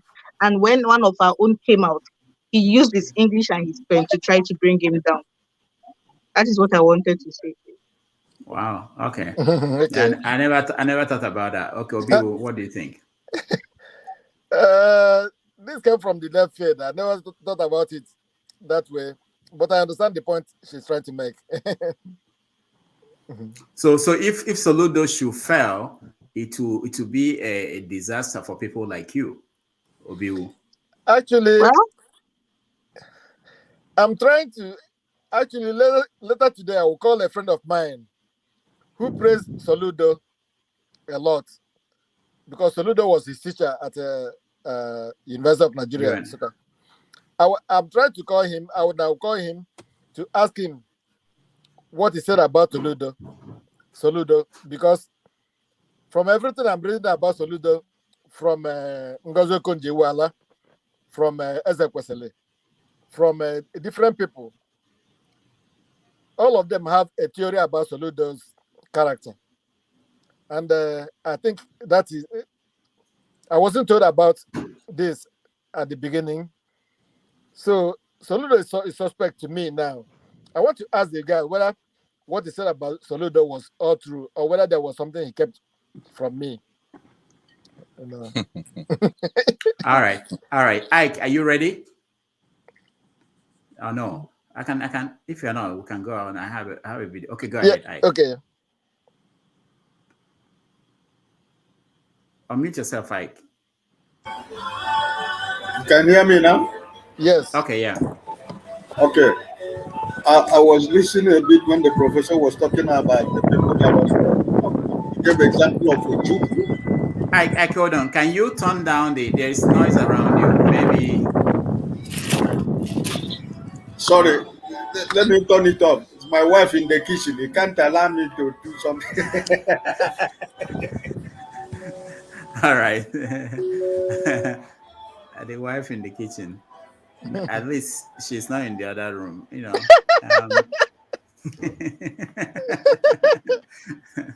All right. So while we wait for Ike to come back, she came out of the other room to start bullying people. okay, okay, Ike, go ahead, yeah. Yeah, you know, I have to allow her to enjoy her fun while in the kitchen, right? Yeah, of course, or the food will not taste nice. Yes. The question I had the professor when he was talking about giving an example of Ojukwu and Zik, why they are politically matured, will I say, like the people of the North. So my question to the professor is it the only two people that were born in the North, the Zik and Ojukwu? And my question is, the rest Igbos that are born in the East, does it mean they don't have the political clout or they don't have the political know-how to be able to manage or to be able to stand out like what we the Igbos expect a lot of our politicians to be? No. You see, you join the conversation in the middle. Yeah. Kaduna Nzogwu was born in the north, as you know. In other words, those who are born in the north, there are many of them. They are successful in politics or in whatever profession they put their hand, because their upbringing is different from those who are born in Igbo land. They have a different expectation. We have a different expectation of them, and they were at war with their fathers. That's what I'm saying. This is mere speculation now, because I was wondering why they were so successful in politics, and that's what I can come up with. Okay, all right. CM, do you have a follow-up question? CM. Okay, CM, yes. I don't think. Okay, go ahead. Can you hear me? Suppose? Yes. Yeah. Can you hear me? Yes. Yeah, we can hear you. Yes, go ahead, we can hear you. Can you? Okay. I can hear you. As a writer. As a writer, maybe organizing a workshop. So I'm asking, Obiwu, have you thought about the idea organizing a yearly workshop for that you mentor them? Well, I Okay. That think will be sort of how to pay back to the help some writers. Organizing a workshop, maybe All right, just CM, to yeah, play them CM, if you CM, we can't hear can. you. Can you log back, log out and log back? CM is a problem. This your internet. Okay. I think what CM was saying, Obiwu, is that have you thought about organizing a workshop for writers at home and I believe at home to help give back to society? I believe Chimamanda is doing that in Nigeria. I have thought about it, but I believe Chimamanda is doing well. I don't know. I don't know to what successful end I can organize such a thing in Nigeria. I'm willing to organize it anytime to start organizing it, so to speak. I think I will begin by leave from next year. But it's not something I feel freely inclined to do. I have many books I want to write, and I think, in fact, I have many manuscripts now. The thing is to give some of them out. I haven't given them out, so I guess I will do it one of these days. I'll start doing it. I don't know why Chimamanda stopped. Has she stopped or something like that? I'm not sure. I'm not sure what is going on with that. But what I know is that I know a little bit about her workshop. I know that a lot of people apply every year, and she takes only few, and that's all she could do. So there's room for more. It's not enough. What she's doing is not enough when you think about the amount of number of people who are interested in going to those workshops. I think the problem is always the sponsorship, because it's not easy to do. But I think one of the ways that it could be done these days is with the Zoom and all these online systems we have. You don't have to physically meet in one place, although it's better if everybody's in one room and people lodge in the same place, So part of it is, CM, if you're interested and you have friends who are rich and they are going to pay for it, I can get you writers that will do the workshop. I think the problem is really about sponsorship, not that writers are not willing to give back in that way. Go ahead, Osi. Hold on, Osi. You have Yeah, to muted. Okay, go ahead. It's better now. Okay. Yes. Yeah, I think CM asked a very good question. Prof, I am sure you've been doing tons of things, and we all have, in one way or the other, trying to make the little difference that we can within the time we're here. When I say that the Igbos that we're lacking in a whole lot of indices, I mean, if you were to, take a survey to determine, people who at least in this present Nigeria, people with the best standard of living, I think Igbos might actually come out tops, thanks to our industry and all those kind of stuff. But Yeah. that is where the good story ends. Politically and otherwise, we are very, very lagging behind. Take, for instance, what Rudolph talked about, telling the Igbo stories. In the north, you have the Daily Straws, you have the leadership, we have all this. In the southwest, of course, we know the popular Lagos Ibadan Prof. What do we have in Igbo land? Nothing.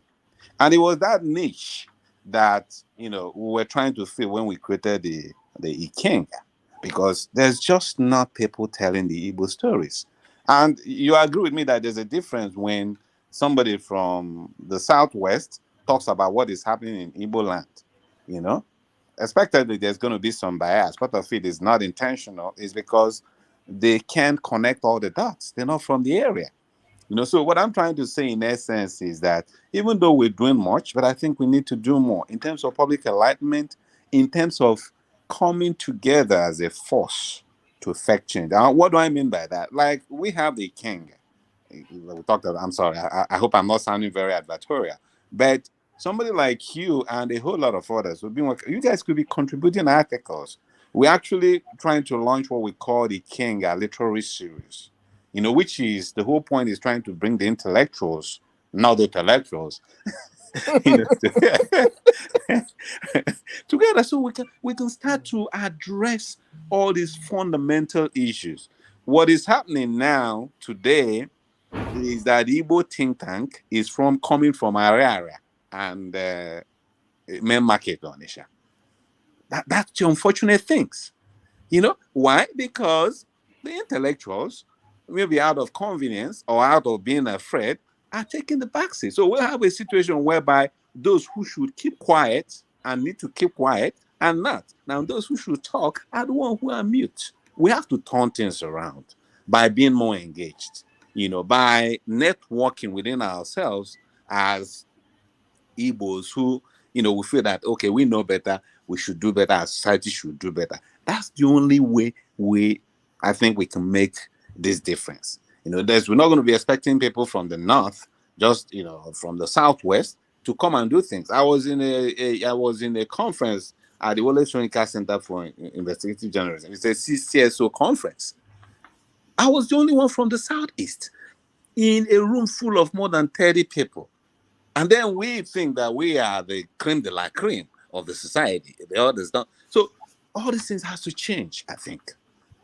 So that's why I agree with him that we yes, of course, book is very, very important, and I'm glad I get to hear some of the works you do. But let us think about out of the camera how we can network and effectively address some of these fundamental changes that our society needs. Thank you. All right. Let me go ahead, Obi. Let me tell you something. Being Igbos, to organize things like what you are saying is not easy. I hope your Ikenga will succeed. And I hope the Igbos you are working with don't disappoint you. In my 20s and 30s, I was very pragmatic. But there are friends, Igbo friends, who will disappoint you in whatever you plan with them, that you decide to lay back and not work on anything anymore. Some of their names, you have mentioned them here now. They are aggressive. They are backbiting. You can't work with them. I'm Obiwu, and some of you know me. I would rather, actually, if I want to organize something like a book launch, a book workshop, I can organize it even by myself personally now. But you look at it, you have planned it in the past with some people and they disappointed, and some of them are not easy to work with, are not friends, as you know. Some of them are in US. I brought them here, and some of them live here, and we are friends. But those things don't work well at the end. I just hope your own group works well. You can get thing, but it didn't work well for me, And I don't look forward to a workshop, except I decide to go on it tomorrow. That's what I have to say. I have a question from. Go ahead, Ike. Yes. Go ahead. I want to ask the Prof from what submission of Brother Oshi in the first beginning, when he talked about some of the political elite or politicians you have in the East. At the beginning, they will tell you this is who they are. By the time they're able to get to power, they become monsters and became something you cannot even describe. And they begin to work against the same Igbo people, their own people, who help them to go into power. He gave an example of David Umahi in Ebonyi State, Ugwanyi in Enugu State, even though he doesn't talk, but he's a monster too. You talk about the governor in Abia State. That one is the devil incarnate. And they talk about the governor of Imo State. That one is that, I don't know what I'm going to use to describe him, you know. So it's our Supreme Court governor. Supreme Court governor, you know. So the writers, you people who are in the professional line of writing and, you know, writing issues that affect the people. What changed? What is the reason why they automatically change when they get to that power? That they begin to now try to build an empire for themselves and their family and their friends and forget the people. Only remember the people after 4 years when they want to come back to seek election. So as writers and professionals, what is the way forward? Because I think this is one of the greatest danger in Igbo political development, because when we put our hope and trust on somebody, in a matter of few months, you begin to see a different person. Example of Professor Soludo of yesterday.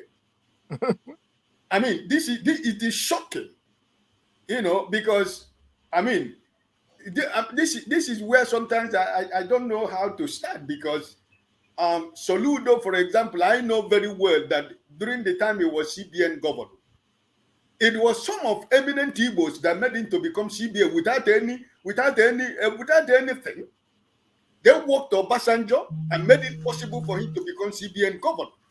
Okonji Iweala, Professor Batin Naji. These are some eminent Igbo people who went to Obasanjo direct and said, hey, this is our son. This is who we want to be CBN governor.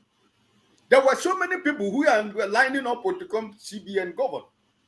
But it is his kinsmen who did that for him. But look at Soludo of yesterday. Not even up to 6 months as governor of Anambra State, he has turned himself into a god in trying to, you know, dictate the pace of what is goes on in Anambra State. So, what is the way forward? You see, these Igbos, you pray that they succeed in whatever they are looking for. All the governors in Igbo land today have hijacked politics. They are no longer like Obi. They are not even like the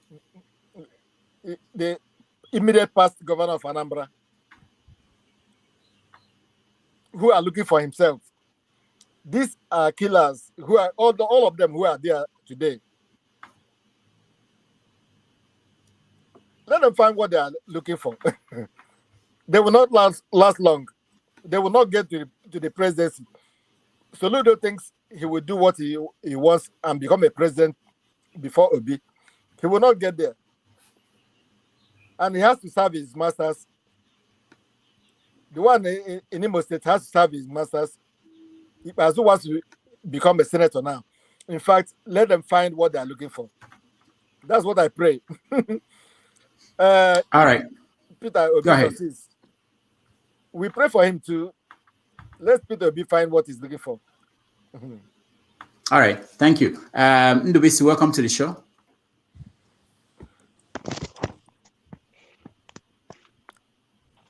Ndubisi, can you hear me? I can hear you. Okay. So we're here with Professor Obiwu. Yeah, welcome to the show. We're here with Professor Obiwu. If you have any questions for him, you can ask him. Okay. I just came back from Mass. I joined briefly before I went to the church. So, Prof, we're happy to see you. Happy to see you too. Yeah. My concern is about our Igbo political elites, particularly those holding elective offices. At least from my own observation growing up, I saw what the governors in the Second Republic do, at least those ones I was a little bit aware of what was going on then. I saw that they did some level of developments before the Second Republic was truncated by the military.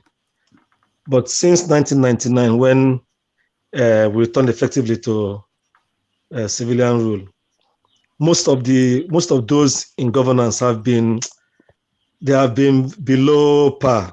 Most of them have been very, very below par. Like the last speaker spoke, you see how they are doing in their states. They are now playing God, and they seem not to be too interested in the development of their states and and even the people.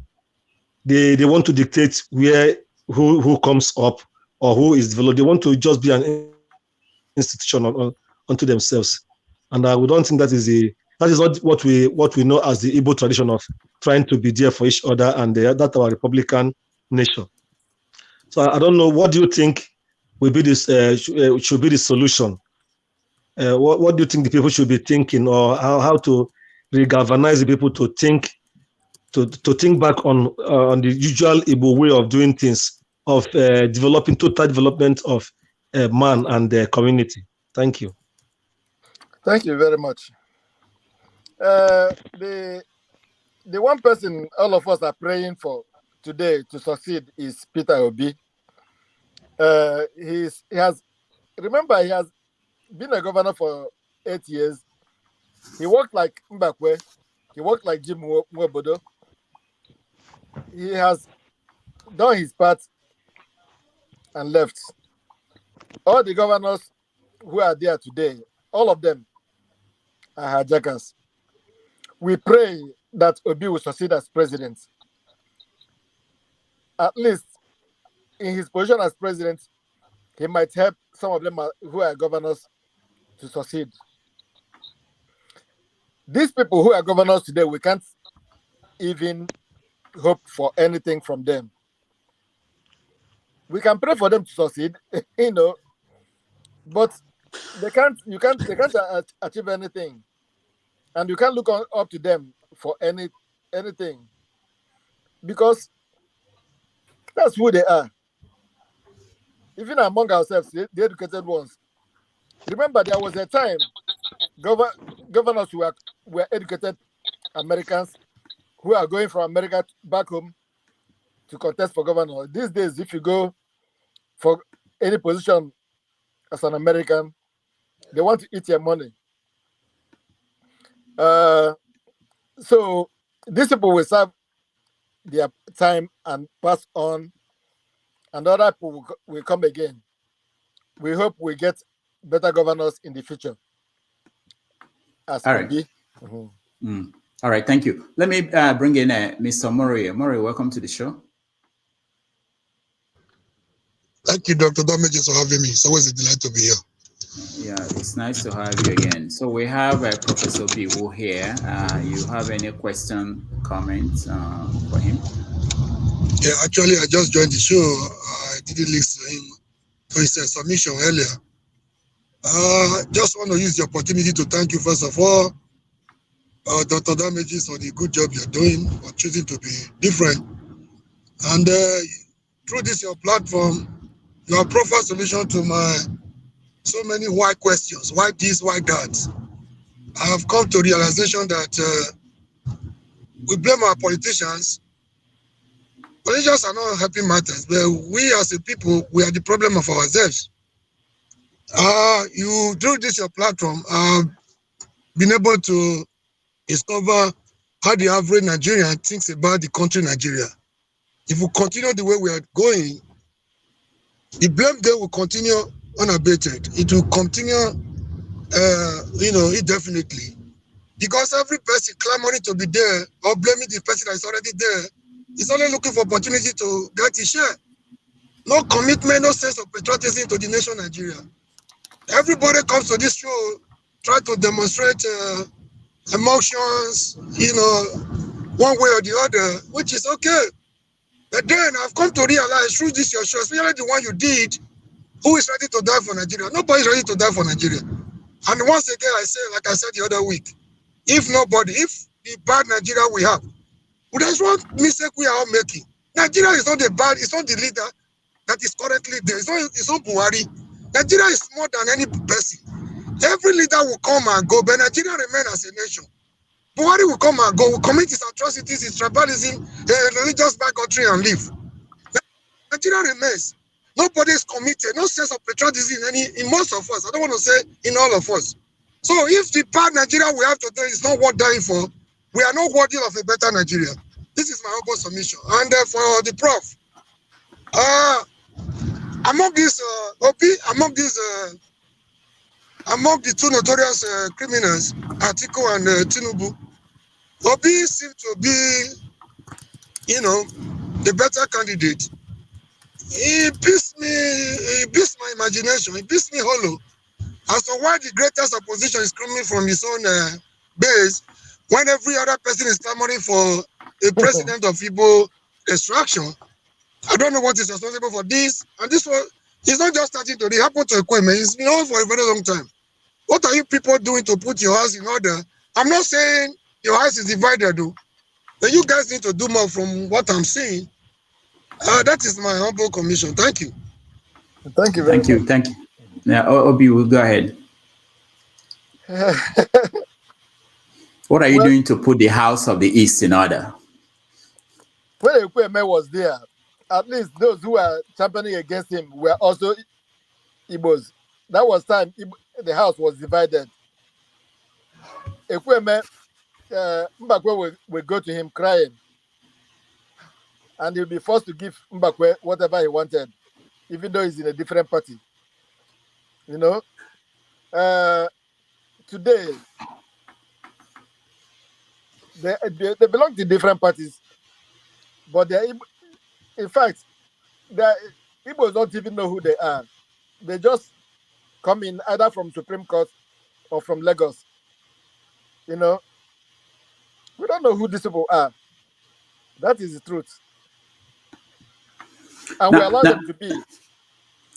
We allow them to be governors. Whenever they finish their turn, they will go back to Lagos because they will not be in Imo State. We are hoping for any day people like Peter B will come back to be governors and be presidents. That's what we're hoping for. That's all. So someone, Obi, someone's mentioned some time ago that there's no political leader in the Southeast that are the big names that are behind Peter Obi. Are you concerned about that? There is no governor of any state. There is no senator. There is nobody. There's nobody. Yeah. There's no governor. So if the governors, if they have a way to control the outcome of the election, which they used to do, we hope that they may not be able to do that. That they may actually work against him, even in the East. They work against him. In fact, Iwuanyanwu is sounding like a good name today because it's the one remaining. The people who came with him have all gone. Iwuanyanwu was not a good name when other people were around. Iwuanyanwu, the chief Iwuanyanwu. Yeah. Other than the Nick.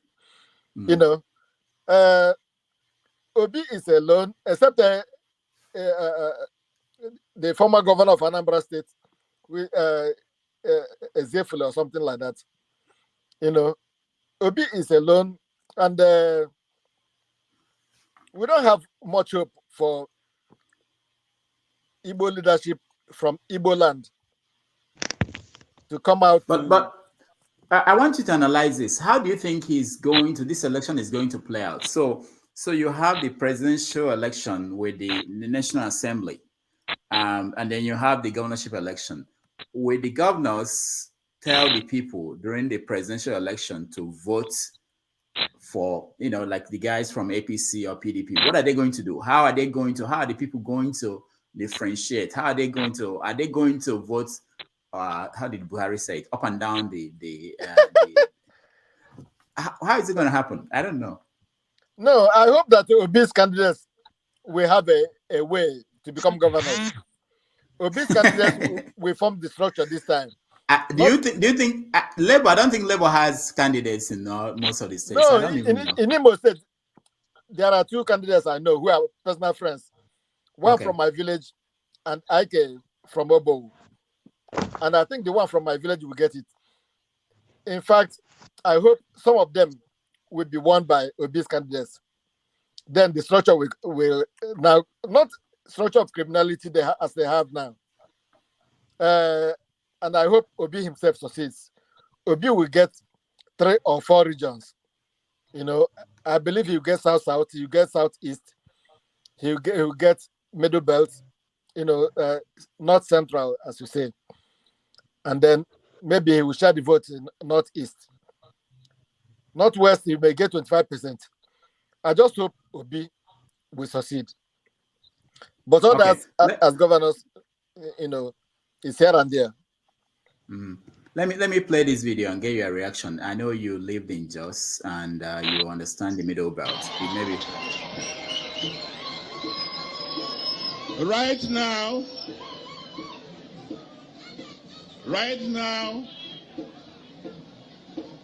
we are all sitting ducks. These people are armed to the teeth with all sorts of weapons of mass destruction, and we don't have them. But we have the numbers, and the land belongs to us.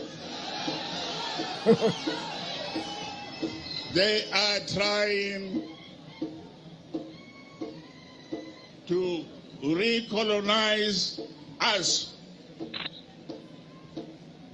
and take over our land. Can I allow you to defend yourselves?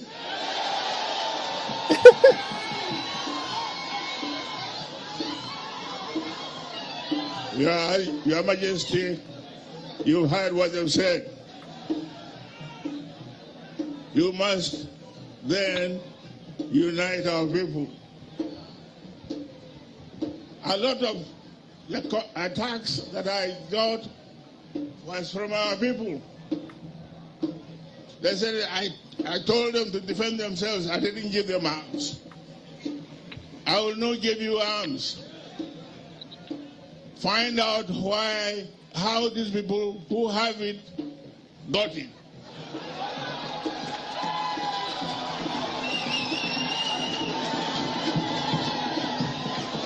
Use the same means. Use the same means to defend you. All right, T.Y. Danjuma. You lived in Jos, so you understand the thinking in the middle belt. What is your take on his politics of recent? T.Y. Danjuma. You know, the man was one who killed Agoyerosi. He was the one who was playing anti-Igbo when he was in power. But today, the Hausa Fulanis he's fighting for are today killing his people. I just hope Igbos will let him and his people fight their wars. Igbos are not in a position to save him this time around. Whenever they finish fighting, we will see how well they have fought. You know, he's talking like, in fact, you will even think he's Tinubu, the way he's rapping his language. But Igbos are not fighting for anybody these days. And Igbos are not in a position to fight for anybody these days. Let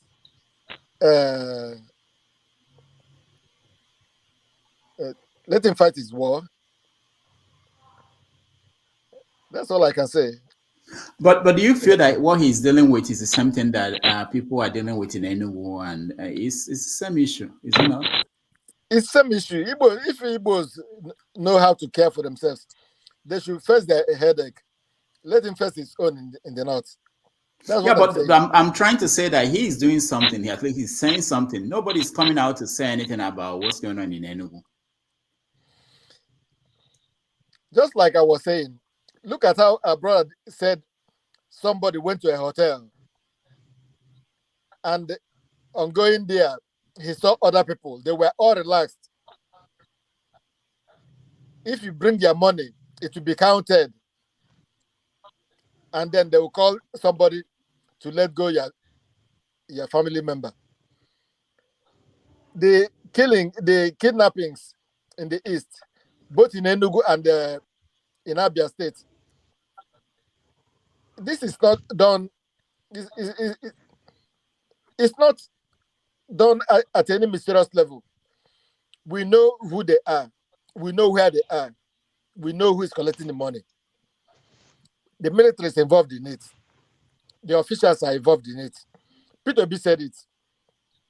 You cannot steal Nigeria's oil without those government knowing about it. They know who is doing these things. You know, any day a president goes in there that is for the people, he will solve these problems overnight. You know, that's what I'm saying. All right.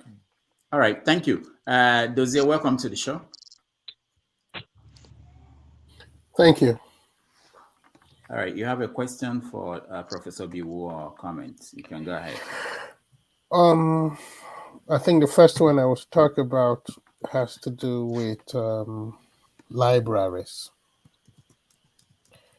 2 years ago, Chimamanda went to France, and the person asked her whether there are bookshops and libraries in Nigeria. I think most precisely it was about bookshops or library, either one.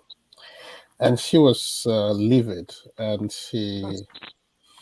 you could see that on YouTube. She didn't take it lightly, and she said so many things about the French colonialism and the underrating of the Africans and the Black people, etc. But come to look at it more pragmatically, you notice that the libraries that existed when I was in Nigeria in the 80s are nowhere to be found. There is no local government that can tell you they have libraries now. There are perhaps the places you will find libraries will be in the university settings. Still, when you go to those universities and look at the quality of libraries they have, I don't want to insult nonsense. My point is there are no libraries for the kids to actually sit down and read a book. And I know that we tend to we talk about politics quite often, and we tend to generalize the problems of Nigeria as a federal problem. But come down to the local government level or the state level. When you hear the amount of millions, I'm talking about millions in dollars, you wonder what they are used for. It's pathetic. So the point of the library is so obvious that there are really no libraries. Let's assume a young man with a very serious passion about literature in a high school or in a university wants to explore on the materials around them. If he doesn't have internet, perhaps he may not even know what that means. That is not how the 80s and the 90s used to be. So I haven't left that, said that. Going to the Igbos and politics, as you guys were talking, that it is true that it's pathetic how Nigeria has become, what Nigeria has become, but I don't know how somebody can easily siphon $10 billion. I'm saying dollars. I'm not saying the Olubu money. I'm saying dollars. and nobody asks a question. A society like this cannot continue. If that is how society, I'm talking about reference to Wike and the money that he was talking about, that the 13% derivation from 1999, and you look at what Delta got, you look at what Rivers got, Imo State got about, I don't know, $5 to $10 billion. Nobody is there to count for anything. In other words, we are the mercy of the governors as to what they want to give us. If they don't want to give you anything, they go with it. And nobody is there to ask them a question. One of the abominations in Nigerian governance is immunity from persecution. From top to bottom, as my man would say. Immunity from persecution. If we are imitating the United States, I will now refer to the United States. There is no way a governor can run away in this country from Maine to California. There is no way you will run away with $100,000. Talk about 1 million. But you talk about people with billions of dollars, the green paper, running away with it. And nobody, even the weak kid that is talking about it that looks antimonious, he is not. The truth is, before he even started governance, he had a private jet to Spain. And the rest of the things that were in the private jet are secrets. And the last time he came back from Spain and started distributing money, I don't know where the money came from. The point is this. Whether I don't believe in the B word, Biafra, I'm sorry. I am so Igbo as Igbo comes. But the truth is, if we have to have a society, we cannot have a society where people just are unaccountable. People are societies are their mercy. They decide what they give you. They decide even when they have to pay and how they pay for salaries or for pensions or for anything. We cannot, even if it has nothing to do with the federal government. What about the Igbos? When we talk about Igbo, we have Igbo governors, and we have no power absolutely to get them to account for anything. It's sad, pathetic. We are the sorry saints. Thank you. All right, thank you, Dozie. Obiwu, you have a comment? What he said is very clear. I don't have a comment. What he said is self-explanatory. Okay. And, yeah. All right, let's go to YM Bremer. By Bremer. Yeah, I can pronounce it. So help me. Unmute yourself, please. Yeah, it's Birma actually. Birma. Okay. All right. Welcome to the show. Yeah. Thank you so much. Where are you joining? Where are you joining us from? It looks like a desert I'm behind joining you. from Estonia. Estonia. Wow. Estonia. Okay. Wow. Yeah. We're everywhere. So if my That's plane lands in everywhere. Estonia by accident, I'll have you there to say hi to me. No problem. All right, go ahead. Go ahead. We're talking to Obiwu. Obiwu is our guest. Well, actually, I'm just joining, so I didn't Okay. follow the what you guys are discussing about. So probably I will just be hanging around. He's a professor of world literature, so he can answer anything about the world, about literature, and any question you have. Oh, okay. All right. Maybe so to talk. Maybe yeah. No.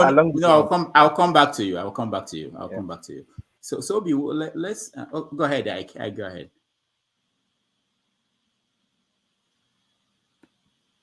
Ike, unmute yourself. No. All right. Go ahead. Okay. While I was trying to step away, somebody was talking about, if I can vividly remember, we talked about, we're talking about the governors. Yeah, we were talking about Obi without structure or Obi without, political elite in the Eastern Nigeria supporting him. Yes. And the professor said that automatically that they're going to work against him. And for me personally, I know, and I believe it deeply in my heart, they're going to work against him. It's not hidden. It's not something somebody will say, nah, wow. It's something every Igbo man or every Nigerian who is wishing for a new Nigeria should know that they're going to work against this man. Because we know that it is the same structures, the same criminality, the same criminal structure that Obi is promising Nigerians he wants to rid of. It's not going to be an easy fight. That is completely clear. That the Igbos, some of them, they are doing it already. It's not that the so-called the governors in the Eastern Nigeria, they're already doing it already. And some who claim to be political elite in Igbo land, they are doing it already. That even Labour Party cannot campaign in the East freely. How else do you talk about free and fair election if the political party cannot be, given the privilege and opportunity to go and seek for vote through their programs? They're already doing it in the East with Labour Party. Ebonyi State is no-go area right now. Abia State, you saw what happened when Peter Obi went Abia to flag off the governorship campaign of Dr. Oti. He wasn't given anything. They denied him everything, but eventually they got a school or somewhere. So listen, every Igbo man who is trying to think that it's going to be easy for Obi in the East. No, it's not going to be easy. Because those people that are doing this, they know why they are fighting him. Because they know that if God's will that Obi becomes president, they know that their story is closed. Their book and their story will come to an end. I remember in 1979 when Mbakwe came to power in Imo State, Mbakwe, like what Professor was saying, Mbakwe gave every town in Imo State electricity in 1979 to 83. There is no town, there is no local government in Imo State during 79 that do not have electricity and pipe-borne water. Like what Professor was saying, I was following politics for a very long time. Mbakwe will go to Lagos and cry for Uwem, just like what the professor said. Mbakwe was getting everything he wanted from Shagari and Uwem because he was a smart politician. He was able to achieve success. And he laid a foundation in Imo State, which the subsequent governors have completely destroyed. So sincerely speaking, all of us that are living outside who are trying to see that the new Nigeria is possible, we all should make us our mind to know that Obi is going to find it tough, but that should not stop us, but that should encourage every one of us, whatever we are doing, to see that this is possible. Because I am doing my part in whatever way that I know I'm doing it, because I know that I need a new Nigeria. I said here before damage the other time, my kids and my grandkids can go to Nigeria. What joy do I have? That my children don't even want to hear Nigeria anymore. They don't want to go back because they are enlightened like all of us here who know what is going on in our country. And I will be the last father who will want to risk the life of my children and my grandkids. My wife is not a Nigerian. He loved going to Nigeria to eat ofe Sarah and the rest of them. But we can't go for years. And I cannot, because she wants to eat ofe Sarah, and I want to go and risk my wife back in Nigeria. That's not possible. So the reality is this. No matter whatever we say here, no matter whatever we try to put as academic knowledge and academic solutions, if we are not taking part and making sure that we are trying to do what we can do for a better and a new Nigeria through Mr. Peter Obi, then we will continue to cry, because those elites are the people who, they are our problems. They are the people who are They are the people who are kidnapping people. They are the people who are causing insecurity in the eastern state in order to achieve their political gain. Okay. Please, I just Thank you, want to say that I just want to leave you guys because Madam is calling me. My lunch is ready, but I just want to thank the professor for being here with us. And thank you. I pray that God will continue to give you the strength and the grace to, continue to do more and write more and enlighten the Igbos, through your book, so that our children and our grandchildren could be able to make a better living for themselves in Nigeria. God bless you. And I will join you later, Dr. Dame. Thank you. Thank you, Ike. Thank you. Osi, go ahead. Unmute yourself, Osi. Osi, unmute yourself. What? Okay, sorry. Yeah. I have to be reminded each time. Yeah. So I have another Zoom meeting to go on in the next few minutes. I just wanted to chime in my last thing. So,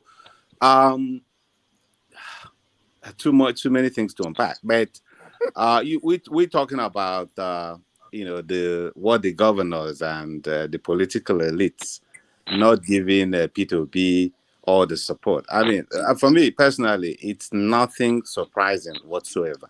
Because we know what the problem is.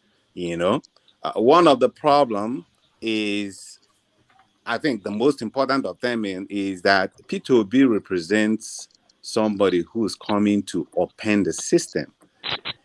Where these folks are the major players and where they have a comparative advantage. So, with the way he's going, with the way the nature of his person, if Labour succeeds, then the politics in Nigeria is going to change, the way we know it at this point.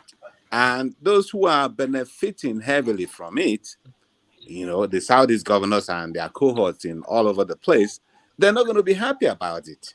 Take my own state of Enugu, for example, where, PDP is the king by default. I mean, if somebody wins the PDP primaries, he's automatically the candidate, the winner of, but with the entrance of Labour, things are changing. That even the governorship candidate for PDP now, Labour is giving him a big run for his money.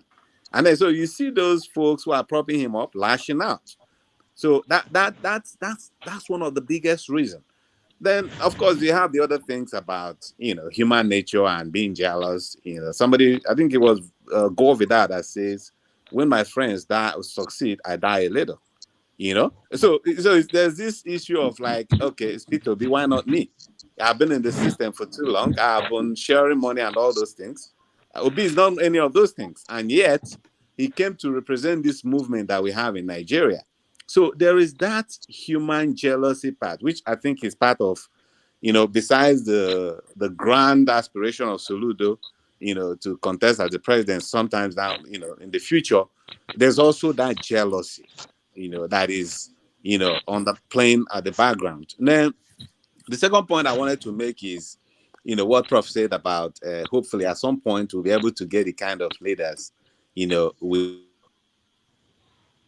something we all aspire to, but I'm just not as optimistic as him. There's the point they always make that, every society get the kind of leadership they deserve.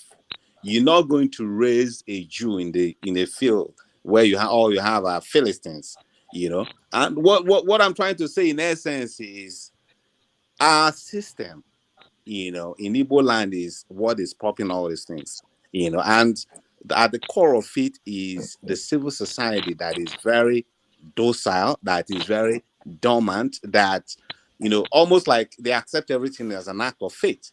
I'm just trying to give you a corollary. In 1983, I mean, I was a young man at that time, and one of the things I also remembered was the fact that, in those states, Akin Omoboriowo contested against, I believe it was Michael Ajasin. Omoboriowo was in MPN. Michael Ajasin was the chosen one in the UPN, which is the predominant party. I was party then. Now, because of Shagari and MPN had all the muscles their way, and Omoboriowo won. What happened?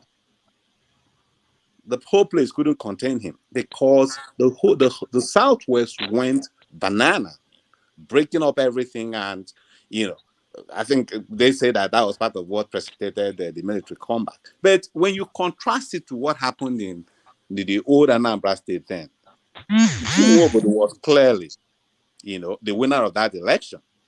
But because of Ekweme's influence being the vice president, they just turned the thing and then it became CC or no.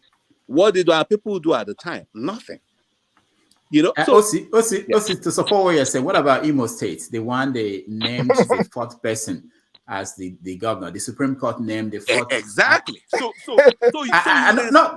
not just that the people didn't do anything, but the people in the state assembly, all of them moved to APC.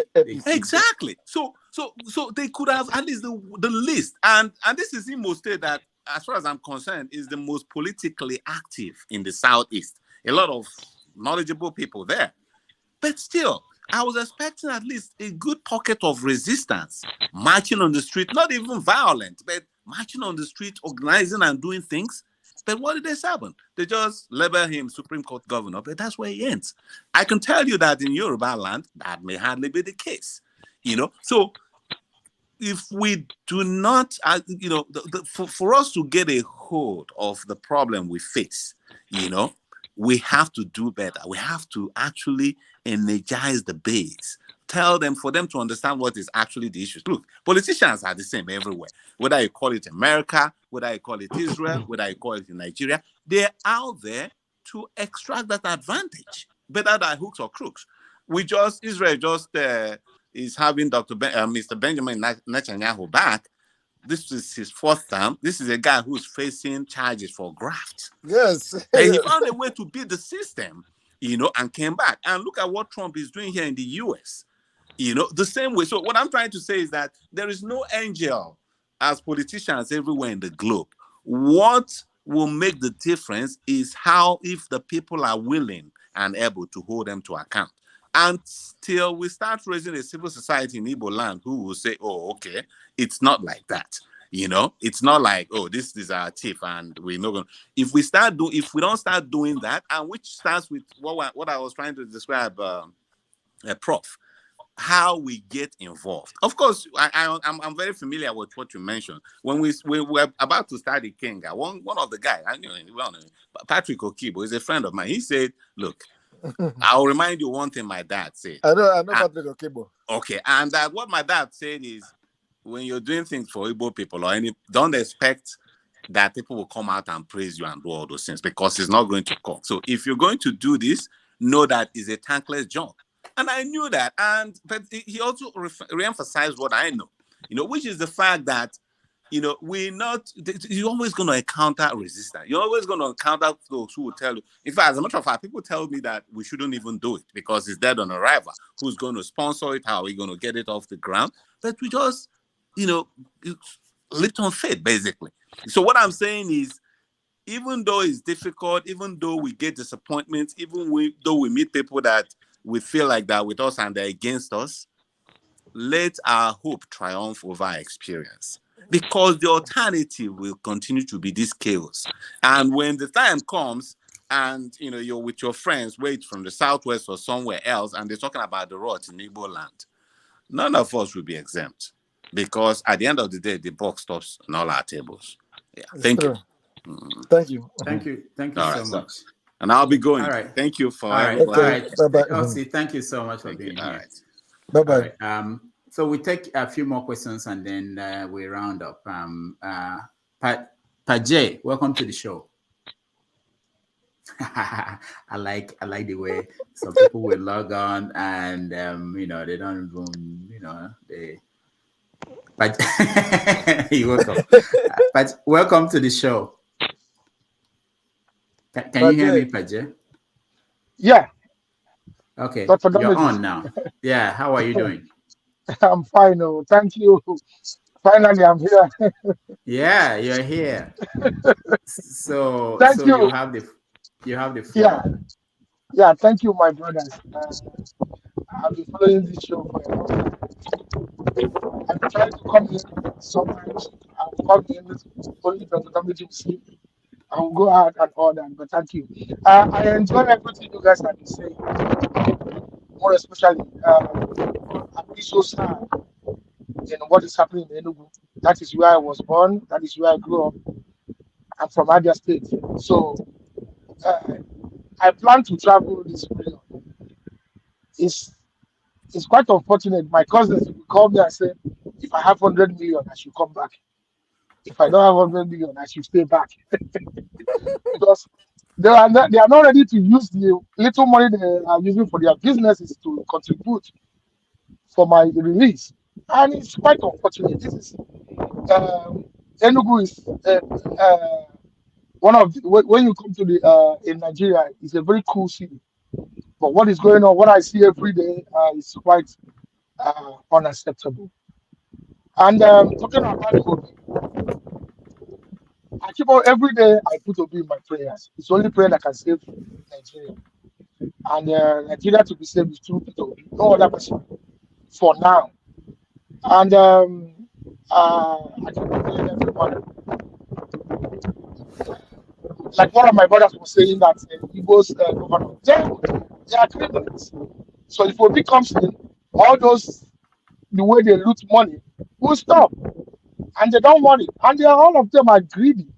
You can see what the kind of bags of money they are showing. People stored a lot of money in their houses, because they change money.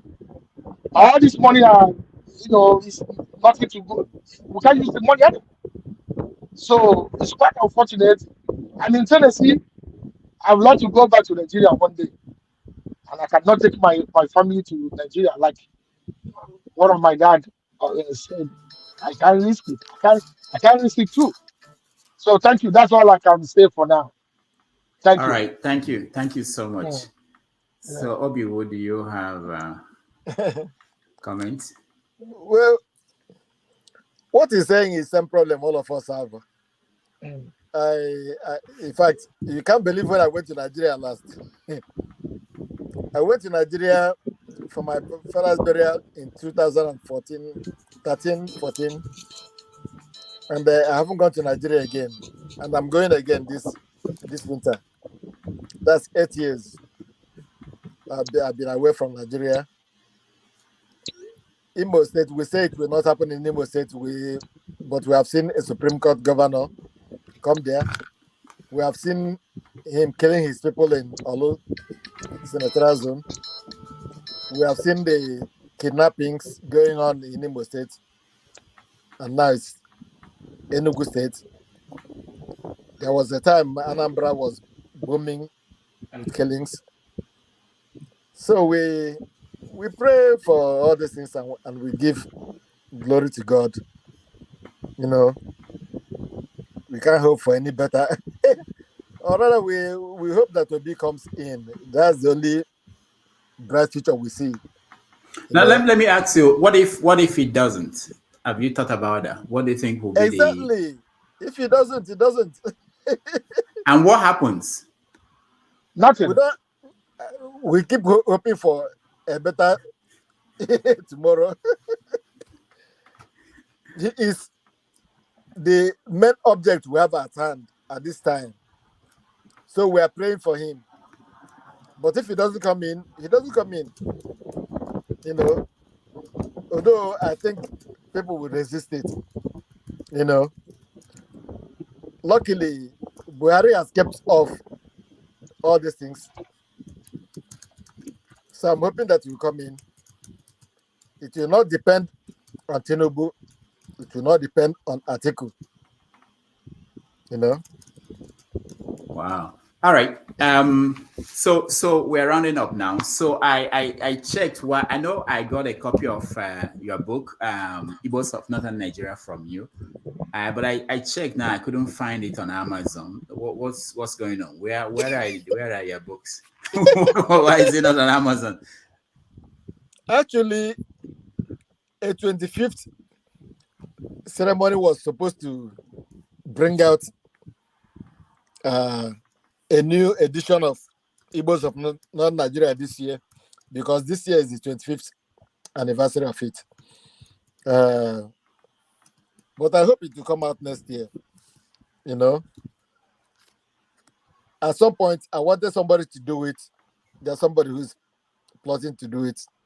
At that time, I was wondering if I would do it myself, you know. But I have other texts I want to bring out in the interval. I hope it will come out next year. All right. For the 25th anniversary. All right. Any other question from anybody, any of our guests? Any Ndubisi, go ahead.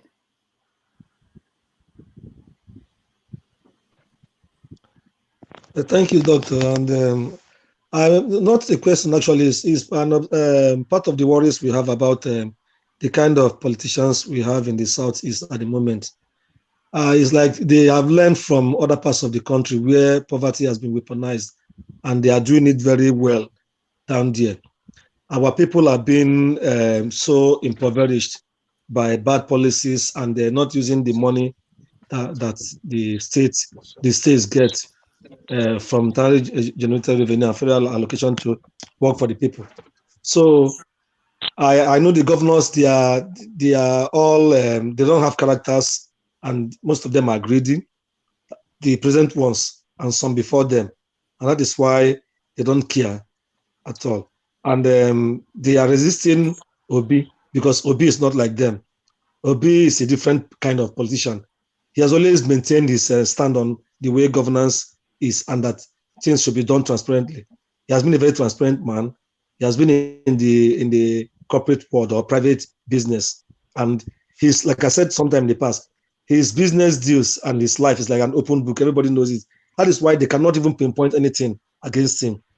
If Obi was a typical politician, these other parties would have taken him to the cleaners with all kinds of revelations.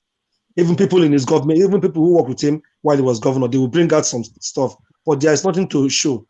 The man is very clean. So if Nigerians miss, he's not a saint, but he's somebody who I believe will work well to turn things around. He believes he has fear of God. That is the first thing.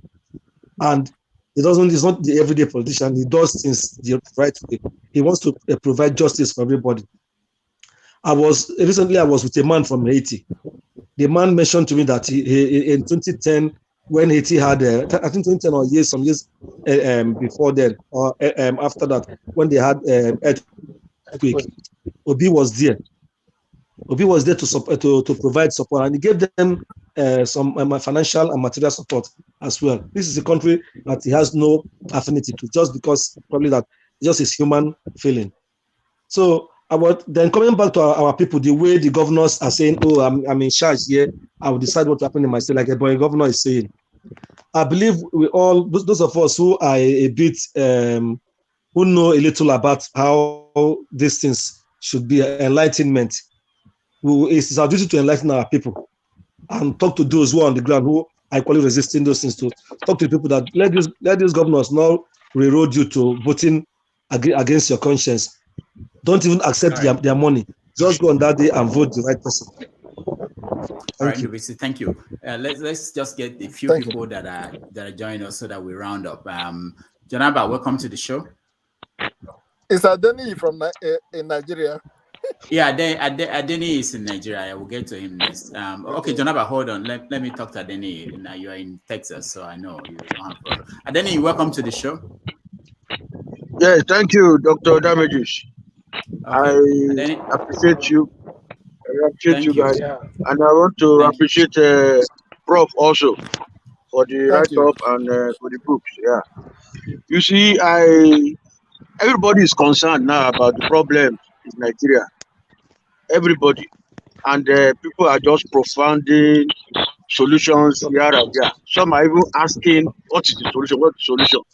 Just like what some of the earlier speakers said, that some of these governors, when they were asking for votes, they will come to you, they are approachable and everything.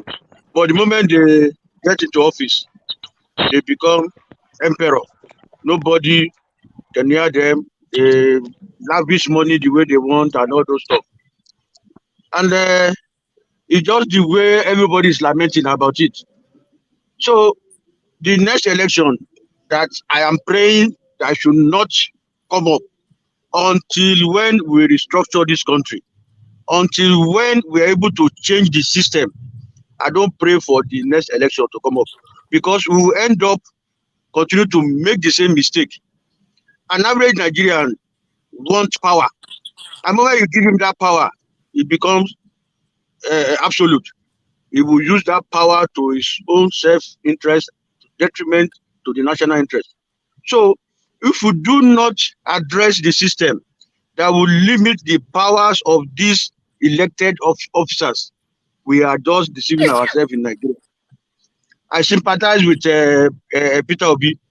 He seems to be the best among them, but he cannot do it alone. If you look at it now, he's having all these characters that have contributed to the destruction of Nigeria. They are all coming to join him now because they've seen that he's gaining support and everywhere. These are the people now that will dent his government if he eventually wins. For example, those in the National Assembly, Peter Obi needs them if he wants to work. He needs the state governors. He needs all the state assemblies. But these are the people who are looking for their personal interest. And they will not want to go along with him because his position will surely affect their own interest negatively. So, and that is why, Dr. Damages, I still want us to discuss this constitution that I've submitted to you. By next week, now, I'm giving the constitution to the National Assembly. I'm sending it to the government and I'm sending it to most important people in Nigeria. It's changing the system that we are currently running. It's devolving powers to the local government. It's a way that elections will be carried out without anybody spending money. It's a way of ensuring that accountability is the watchword. So that is one contribution to solving the Nigerian problem. But any other ones that we think we want to do by electing the best person for Nigeria with this present system, we are not going anywhere. That is my contribution to this. All right. Thank Thank you you very so much. much. I'll get back to you after the show and we fix a time, that we're going to have you talk about that. Jonaba, welcome to the show. Go ahead, Jonaba. Thank you, Dr. Rudy. So we have Professor Jonaba, your line is that of CM. I'm listening. Very bad. My line is like CM line. Yeah. Jesus. Okay, let's go to Man of Prestige. Fix your line, Jonaba. We'll come back to you. Man of Prestige, go ahead. Yeah. Can I hear you? Yeah. Go ahead, Man of Prestige. Forget about Jonaba. Okay. Jonaba is got the virus from CM. Yeah. Okay. Good morning. Good afternoon, everyone. Yeah. That guy is the person is still interrupting. Is that you want to go to him or what? What's going on? No, he can't. He's not good. His line is okay. Jonaba, go ahead. Let's hear you. Oh, I'm good. What do you mean? All right. Do you think I'm here? Go ahead. Janaba. Janaba is from Benue. Janaba is from Benue State. Go ahead. Janaba, when you get home, listen to this and you see what we are saying. We are not kidding. Your line is not good. Try. Okay, good. All right. Man of Prestige, go ahead. Yeah, good afternoon, good morning, everybody. I just joined. Is it about what I'm looking at the caption here? It's about the Igbos in Northern Nigeria playing an Igbos of Northern Nigeria. So, can you enlighten me a little bit? I mean, I just joined. Okay, so I don't know how. What have you been doing? What have you been doing? Watching the Soccer World Cup? Oh, I'm a soccer fan. I'm a soccer fanatic. That's why I'm not going to stay that long here. 2 o'clock is German and Spain. So tell us what has been going on in Qatar. Who has played today? It has been very interesting. Morocco won their game. I mean, they did well. Yeah, I saw that one 2-0. Yeah. Yeah, they did well. So yeah, it has been very interesting the whole game. I mean, Africa has. I don't know. Of course, Nigeria is not there. I think Nigeria is the best team in Africa, but they can't get their act together. So that's where we are right now. Even common Ghana, which I don't really rate to be anything. I think Ghana lost. They lost their second game. I think first and second game. I think the last one they barely lost 3-2. So, but that's not an achievement. So the best team so far that is did some kind of it's Morocco that played today. So they have 4 points. So definitely they're going to qualify. I think Senegal is like on the edge. They lost the first game, then they won the last game 3-1. I mean, who did they beat anyway? Qatar. Who is Qatar? The team that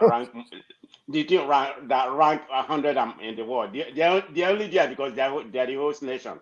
So that's what brought them there. So I can't really give that much credit. So they have one more game to play against Ecuador. So I don't know. We may have 1 or 2 teams qualify, but Africa they don't normally fare well except in a long time. So, but that's where we are right now. All right, thank you for that update. Obiwu, I know that you are a soccer fan, and in politics, just like in soccer, when people look at Nigeria, like yesterday, someone was saying that what we're seeing in our sports is the same thing we're seeing in our politics. Do you see any connection? I have not been watching soccer very much since I've been in US. I don't know what to contribute. Okay. Good on that area. Rudolph, no. Man of praises. Let's finish with the guest so that we can let him go, and then we can talk about other things. CM, let's try again. Do you have any final words or question or comment?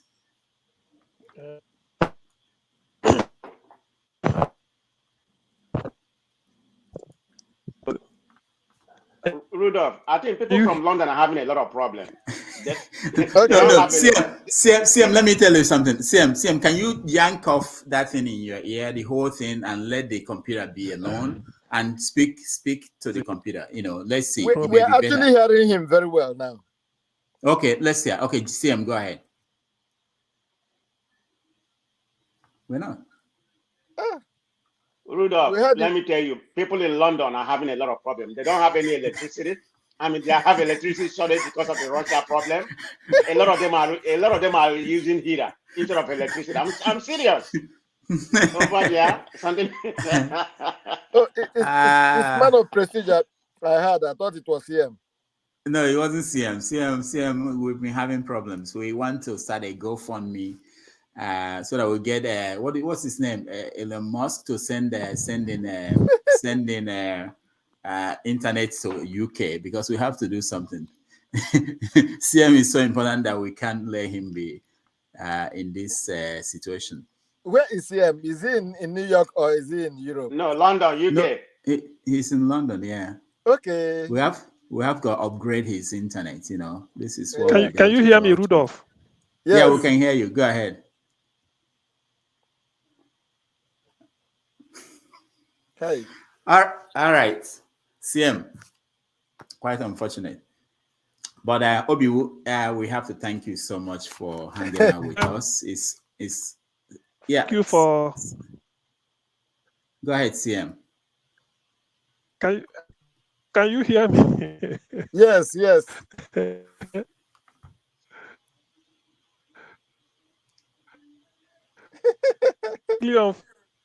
Unfortunate.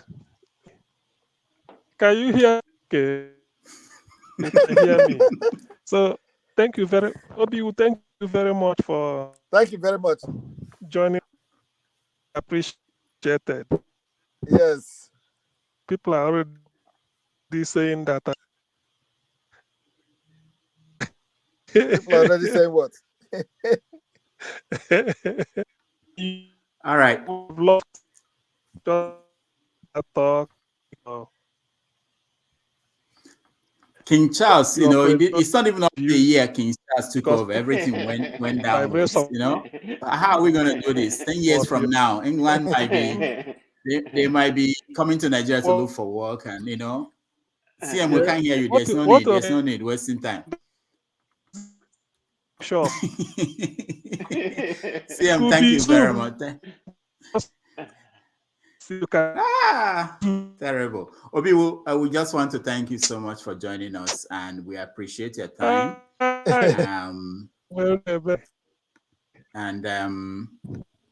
we'll hopefully we will get you back when you.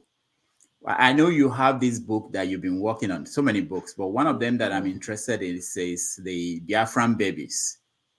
Yes. The collection. It's been ages that. Yes. So whenever you have such work out, let us know so that we can bring you here and maybe what I want to do is to bring you and Uwem Akpan and some other people to actually have a discussion, not a debate, a discussion, and maybe we can iron out some of this topic and some of these issues. All right, thank you so much, and I will see you. I will talk to you later. Thank you. Thank you, guys. Bye-bye. Okay. So we will take a break and then we'll be back to continue the conversation. Okay.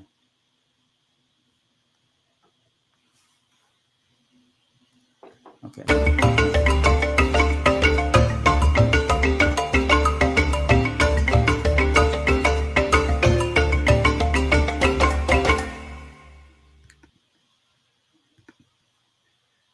All right. So welcome back, everybody. I know that we've been it's been very, very interesting conversation while we were on. A lot of things are going on. Let's take a look at some of the videos we've been getting from yesterday.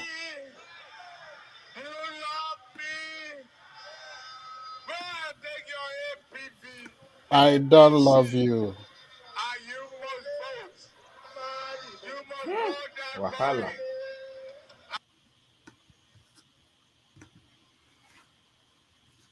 You guys will see you. Asiwaju cannot climb the stairs. They are helping Asiwaju. What I watch, Asiwaju cannot climb. He can't climb this area. He can't climb the stage. What I watch as they are helping him. What I watch. See how they are carrying Asiwaju. They are carrying Asiwaju to the stage. What I watch, how they carry Asiwaju to the stage. Look at. See them helping Asiwaju up. Oh my God. This is bad. Too bad. It's a serious shame, man. Serious shame. All right. So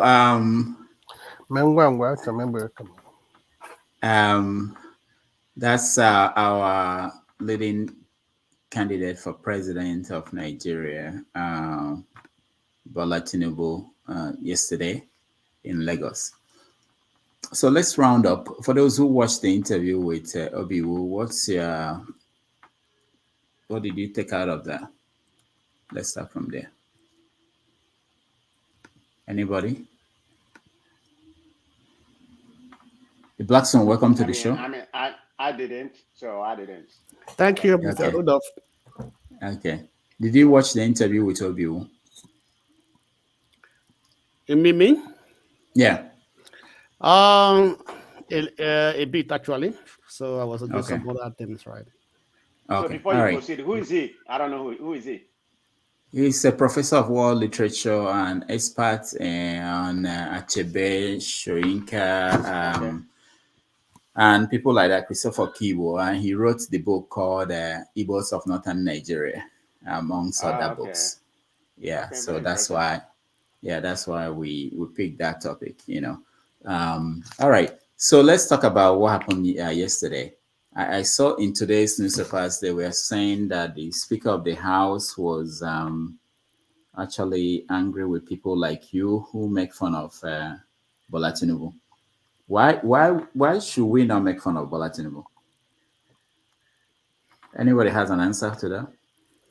No, I don't. We should. It's part of politics. I mean, he's not beyond that. He make fun. I mean, it's part of politics. Even Jeremy local people been singing. I mean, I dance to it too.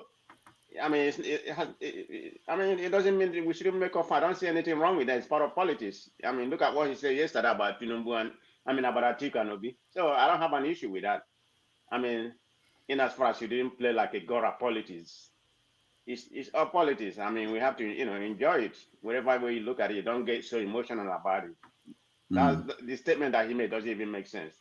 We are not making fun of him. We are we're having fun. It's all politics. That's the way I look at it. So I mean, if you have to take an offense to that, then you're not ready for, for the big game. Okay. That's the way I see that. Okay, the black son. Yeah, I don't think anything is wrong with that. Actually, it's like a man of prestige just said, it's a time of politics. Let's go back to the time of Jonathan. What they did with Jonathan, actually, I think he has been the only president that actually most people made fun of. Jonathan, his wife. I think this time this politics is a little bit clean. Nobody's making too much fun for anybody. Nobody's making fun of Buhari. Nobody's making fun. At least, actually, if Tinubu make fun of somebody, at least somebody has to also make fun of him. So once you start the stage, every other people follows. So they shouldn't be angry. And then it's just a season, and it's all people are using it to have fun, make them get happy. I think there's nothing bad about it. So Tinubu, with all his antecedent and everything, at least there are many things to make fun with about him. So I don't think there should be any reason anybody should be angry about that. Thank you. All right, thank you. Dozie, you have any comment? I just got locked off a little bit. Where are we, please? We just showed the video of Tinubu yesterday in Lagos, and we wanted to know if you have any reaction to that. I have a very visceral reaction, but my reaction goes more to the educated ones who are blatantly pushing him up. I mean, just look at the world as it is. Look at Nigeria as it is. And your preference is this man, given his character, his personality, and the Lagos he created. In fact, I brought up the comments earlier in June that he actually created Lagos in 6 days, and on the 7th day he rested. Reality is that how can an educated person with a worldview actually prescribe this person as president for Nigeria, given the fact that this country would have been dismantled almost 2 years ago? Given the fact that if you are to assess the sense of satisfaction of the country, you might find it in 10%. Given everything that is going on in the country, the prescription of an educated man. I used to hold this lawyer at a very high esteem, given how he was speaking during the time when we thought Buhari was going to be the next Messiah. That's why I don't speak Fekeyamo. Yeah, I used to hold him with great reputation, but the saying is true that immediately you put down money, and a Nigerian man, not even Igbo, a Nigerian man would just fall for the money for anything. I don't know how much is being given. All of them, I look at them, well educated. You look at this man, this is who you actually want. It makes me angry. Just being angry is just the least of the thing I would say. It makes me really, really angry. If you really want a Yoruba man, look on the list. There are so many of them, and this is who you want. This is actually who you want to govern a country in turmoil, a country literally at war, a country in abject hunger and poverty. This is the intellect you find valuable. No, I'm sorry. All right. All right. So these are some of the headlines from the event yesterday. There was one that I'm interested in. It kept saying in the Guardian of today, I cannot be killed, Tinubu declares. In the Nation, which is his newspaper, they talked about a massive crowd as Lagos rises for Tinubu Shetima. In the Sun, they have this headline: "No opponent can kill me," Tinubu declares. So what's that about? Did anybody hear who is trying to kill Tinubu?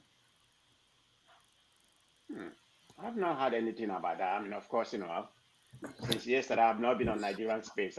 This is the first time I've been here talking to you, so I don't know what's going on in that space. Speaking about the rally, if I may narrate a little bit about the rally. I mean, I heard everything that he said. He tried to say PVC.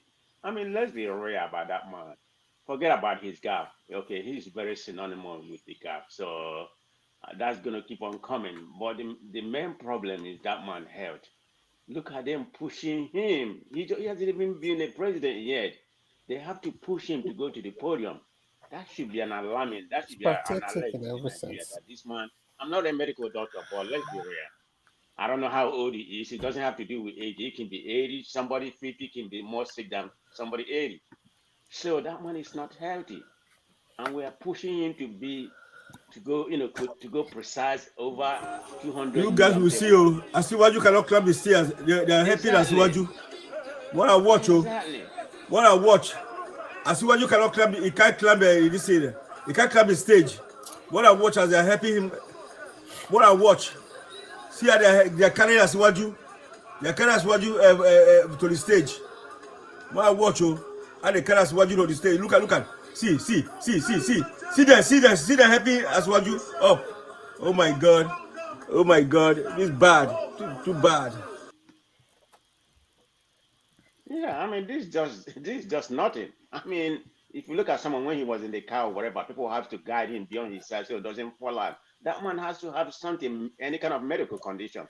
You can't give an example because some people are keep on saying, after all, your president here is 80 years old. But the man has shown his birth certificate.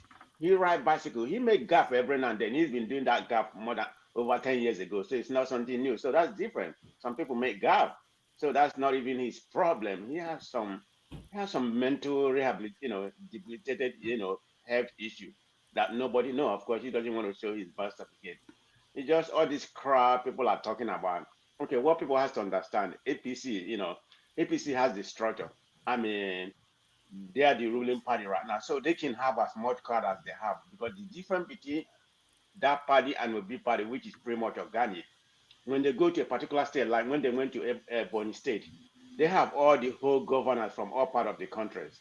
Of course, a lot of people are going to come from different states and come there and participate. So I don't really pay too much attention to that rally. If he wants to feed, I think it was held at Teslim Balogun Stadium.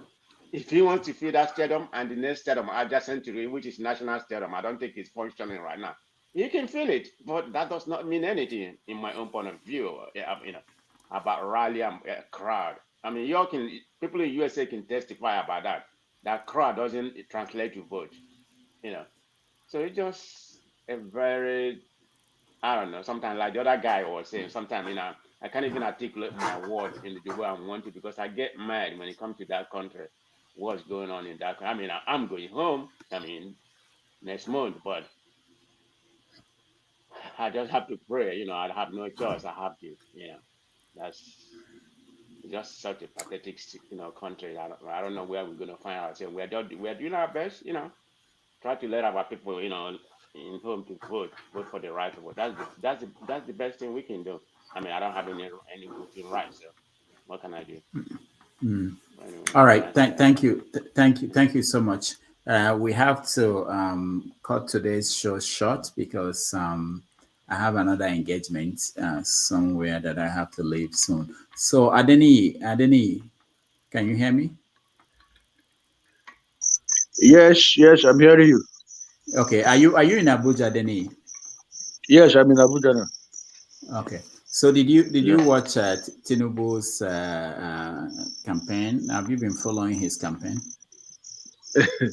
My brother, Dr. Damages, like I used to say, I'm not interested in what they are doing. Because what do you expect them to say when they are campaigning? You cannot expect anybody campaigning to tell you that they will not provide healthcare, provide infrastructure, they will tell you the good things you want to hear now. So why am I going to listen to what I have already known? I won't be wasting my time with all these personalities. We are not addressing the issues in this country. The issue is that we have to create a system that will make these personalities not to be corrupt, that will not give them absolute power, that will make them to be like emperors. That is what we should be after. That should be the the the the scenario now that we should be talking about. All of them talking, they are just opportunists looking for opportunity to get that title, president. I'm not interested in individual. Dr. Damages, thank you. I'm Thank not you. Thank you interested. so I much. don't look at them, I laugh. Doze, you wanted to say something? Yes. Do 2 you want points. I want you to refer to the that South Dr. African Damages? Have experience. you heard of it in social media? Okay, go ahead. Doze, go I ahead. want to refer us to the South African experience during Jacob Zuma.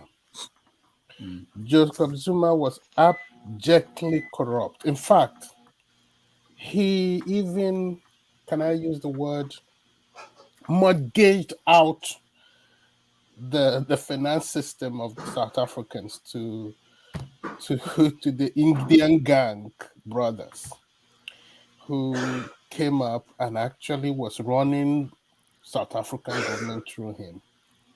What brought Jacob Zuma to his knees was accountability. The law of South Africa made it mandatory that the president must come upon appointment or when he's called or once every month to account of the state of South Africa and not just make a speech.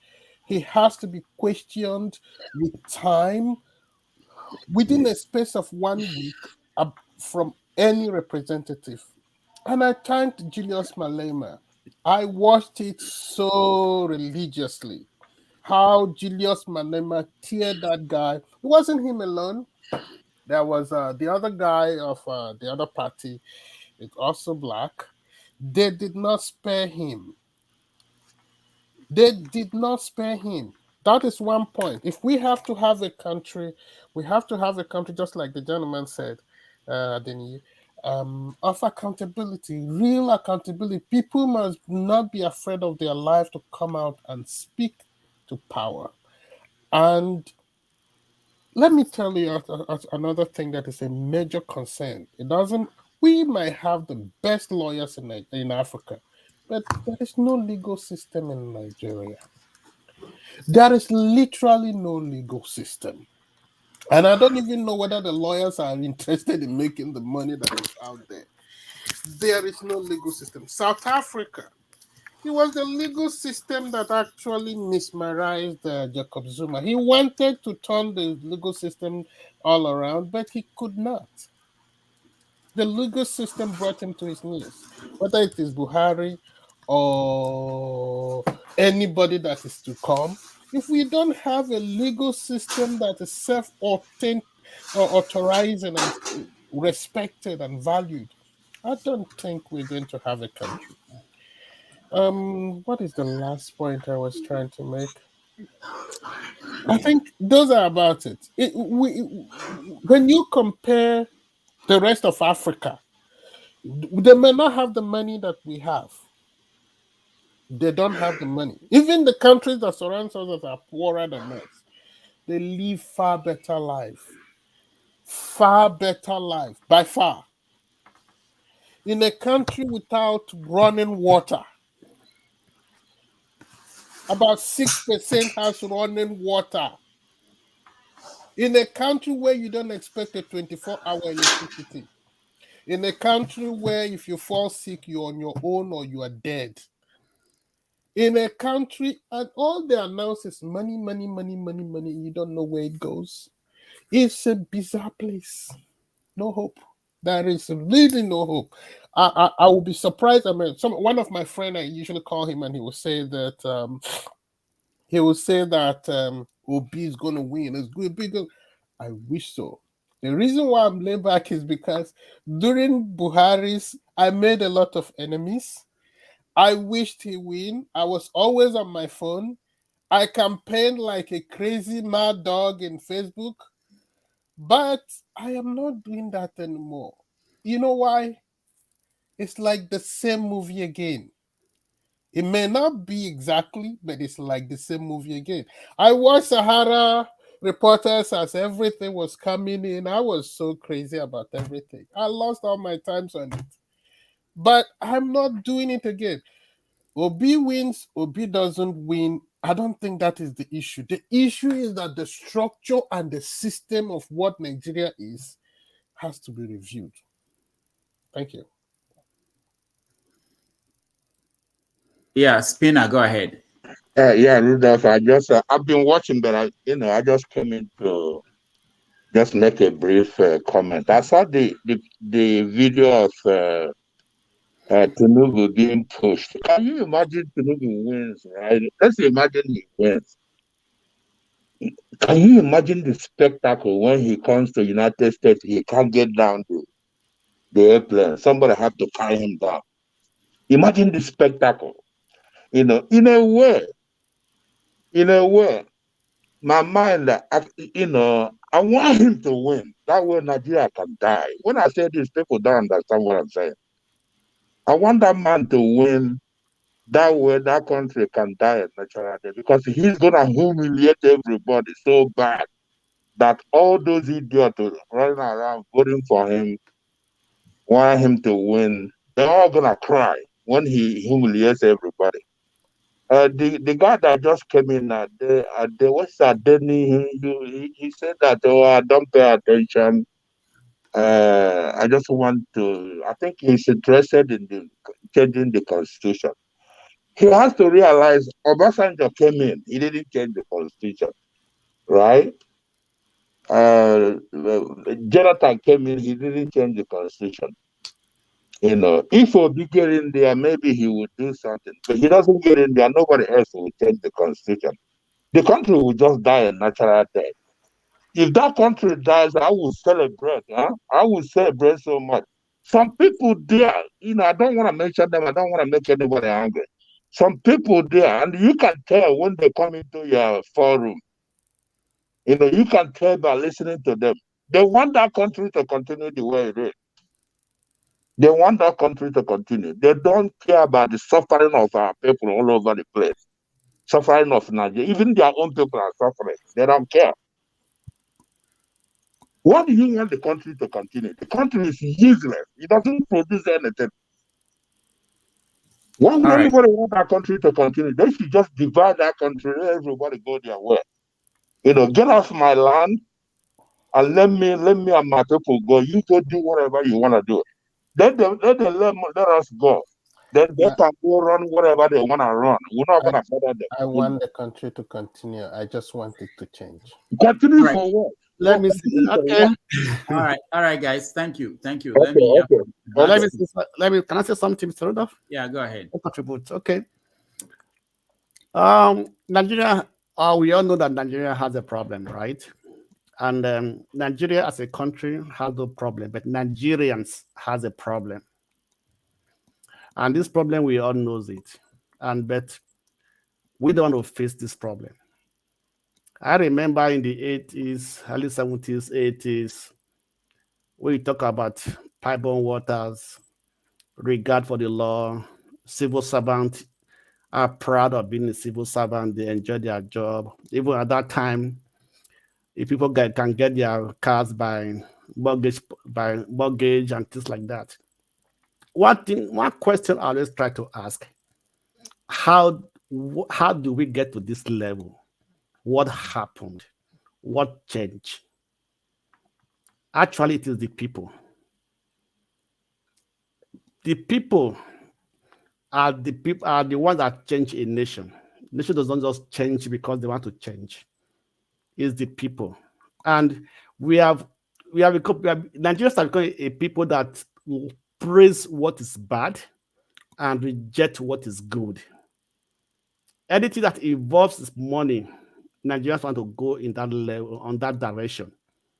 Mr. Dozie was talking about the legal system, right? All the lawyers are there, and they're also the ones that are destroying the laws.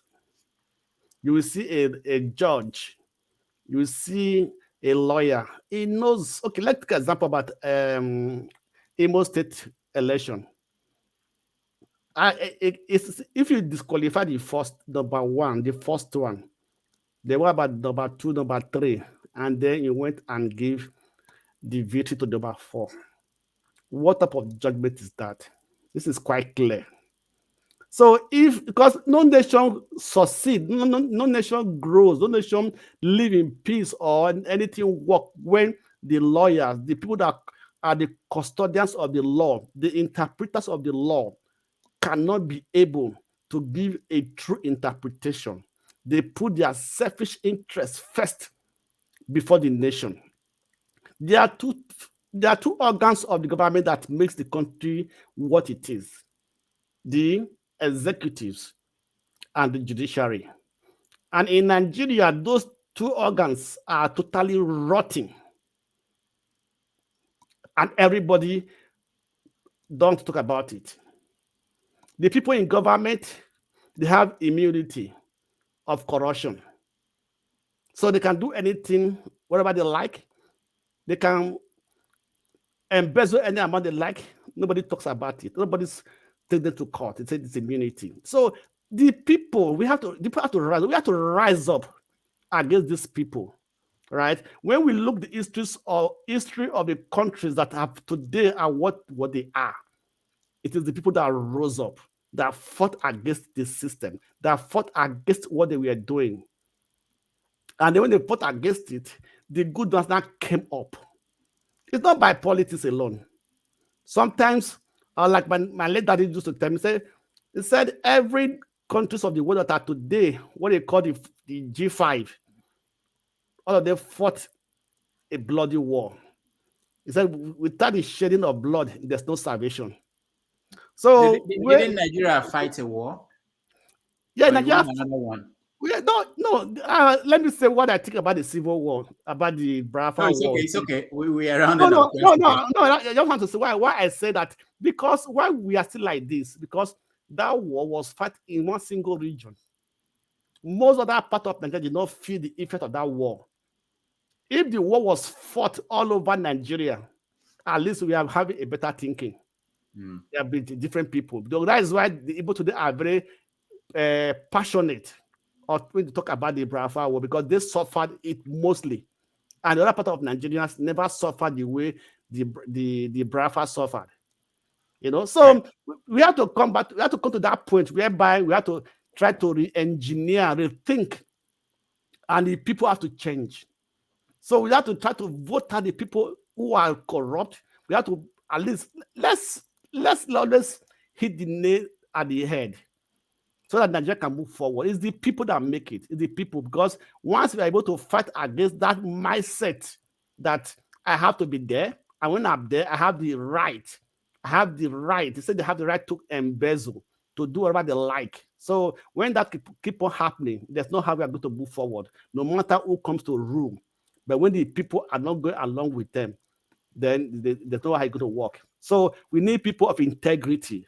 People that says I have integrity, and I don't condone any person that does not have integrity. That's what will make Nigerian forward. Thank you. All right, thank you. We are just rounding up. I just want to hear from the people I've not heard from. Morie, last words. Yeah, thank you, Doctor. Sorry, I have to log off earlier. I was actually on my way to church when I logged in, so I got to church. I have to concentrate on the gospel of the day. Did they say anything that inspired you? Did you find the solution? Yeah, there is always a solution. God has no problem. The problem is with us as a people. There is no limitation with God. In that Bible you see there, he has chemistry, he has biology, he has politics, he has whatever you can think about. So, whatever we can get from that book, Bible, it's only limited by the extent which can go to our imagination. So today is all for preaching anyway. I listened to the last panelist. He said a lot of things.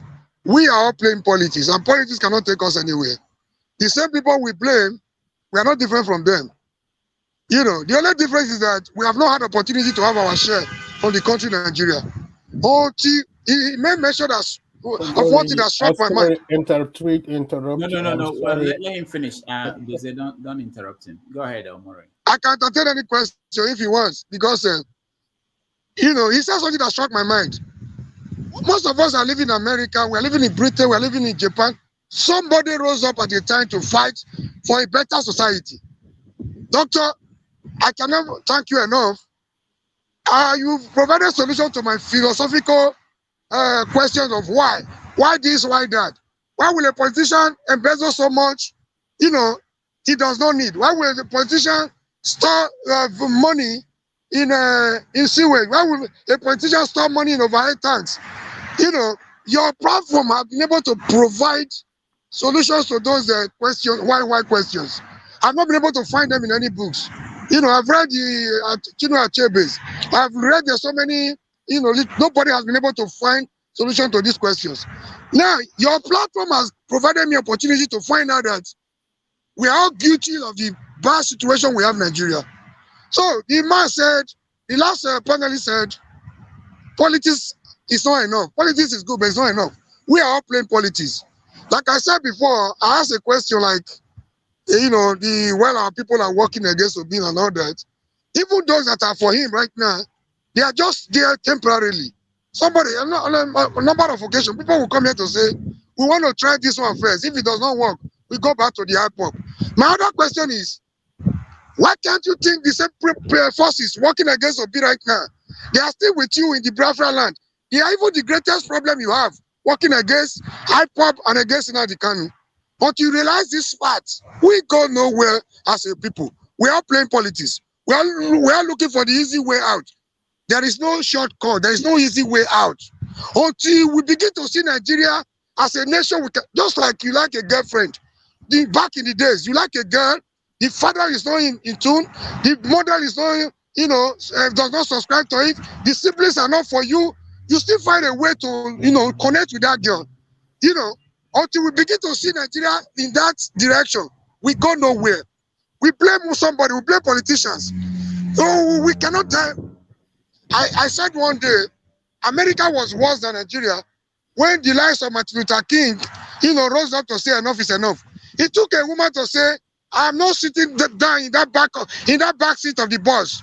That was the trigger. That was the genesis. I'm not sitting down. Enough of this. I can sit down anywhere in the bus. You could tell what that one is set out to. They have a vision. They had a vision like someday, the children, my children, will not be judged by the color of their skin or by their ethnicity, but by the content of their character. The last speech he made was that I've been to the mountaintop. He said, like every other human being, longevity, it's necessary. I would like to live long like every other human being. He said, it doesn't matter to me now. He was prophesying his death. Until we begin to have the Martin Luther King mindset, we go nowhere in Nigeria. It's not enough to be emotional. It's not enough to be passionate. You say one thing, you do another thing. Nobody sees Nigeria as a nation, as its own country. Everybody's talking of, if you ask that question, Nigeria has not done anything for me. Until we begin to flip the coin on what we can do to make Nigeria better. Everybody sees Nigeria as a Buhari. Nigeria is not a Buhari. Buhari will live and go, just like the way the Obasanjos have gone. They will die and leave Nigeria. If we continue to treat Nigeria the way we treat it, we go nowhere, Dr. Damages. I can continue on and on, but time will not permit me. Thank you for your good job. God bless you. Thank you, Omori. Thank you so much. Eddie, welcome to the show. We have just a few minutes left. Unmute yourself, Eddie. Hello, good evening, everybody. Thank you, Doctor. It's good to come on the show. My submission is this. Looking at the situation in Nigeria, especially in the Southeast, and Obi being the candidate, irrespective of whether it's Igbo or not, if Obi will have to, if the only chance Obi has is if the people in the Southeast will come together, because it's a shame that, it's a shame if, what's his name, the candidate of the APC, Bola Tinubu, is even talking of getting votes from the Southeast. It's a shame if the articles, the likes of articles, are talking of getting votes from the Southeast. By rights, not by right, by fairness, they should have given it the ticket to somebody from the Southeast. So my thing is this: you can't be saying people should sit at home. You can't be saying, you can't be kidnapping. You can't be terrorizing your fellow Indians, and at the same time, you want your best shot to the presidency is Obi. So most of us in the diaspora, we should talk to our politics is local. Let's talk to our people in the village, in the town halls. Let them talk to because they know the people they know the people behind the kidnapping. They know the people behind the before they used to say the Fulanis. And I know the Fulanis, they still do their thing, but the people kidnapping the diasporans coming back home for Christmas, our brothers, the people terrorizing our women in the village, our brothers. So let's talk to these people, because if Obi can win the Southeast, then unfortunately he can't win Nigeria. If he can't win his backyard, then he can't win Nigeria. No matter, because charity begins at home. You can't be saying, "Oh, Obi has 20." Well, I follow this other guy. What's his name? Ayo Fayoshi's brother, and I see his analysis. But the truth is, if you can't win at your backyard, how can you win at home? Dino Melai is canvassing for votes for what's his name, Atiku, but he can't win in Kogi State. So what is he talking? So this my feelings. Let's speak to our brothers in the bush, in the villages. This is the time. This is they should come together. They should stop this sitting at home or not. If we can't get by the way, I'm from River State, from Bonny. If we can't get it right now, we can't get it right in the next 62 years. So that's my submission. Let's speak to these guys at home. Let them use this opportunity to deliver Obi, and that's it. Thank you. All right, thank you so much. We're rounding up. Ike, do you have anything to say before we go? Yes, I always like the passion of Mr. Mori, but also I want to assure Mori that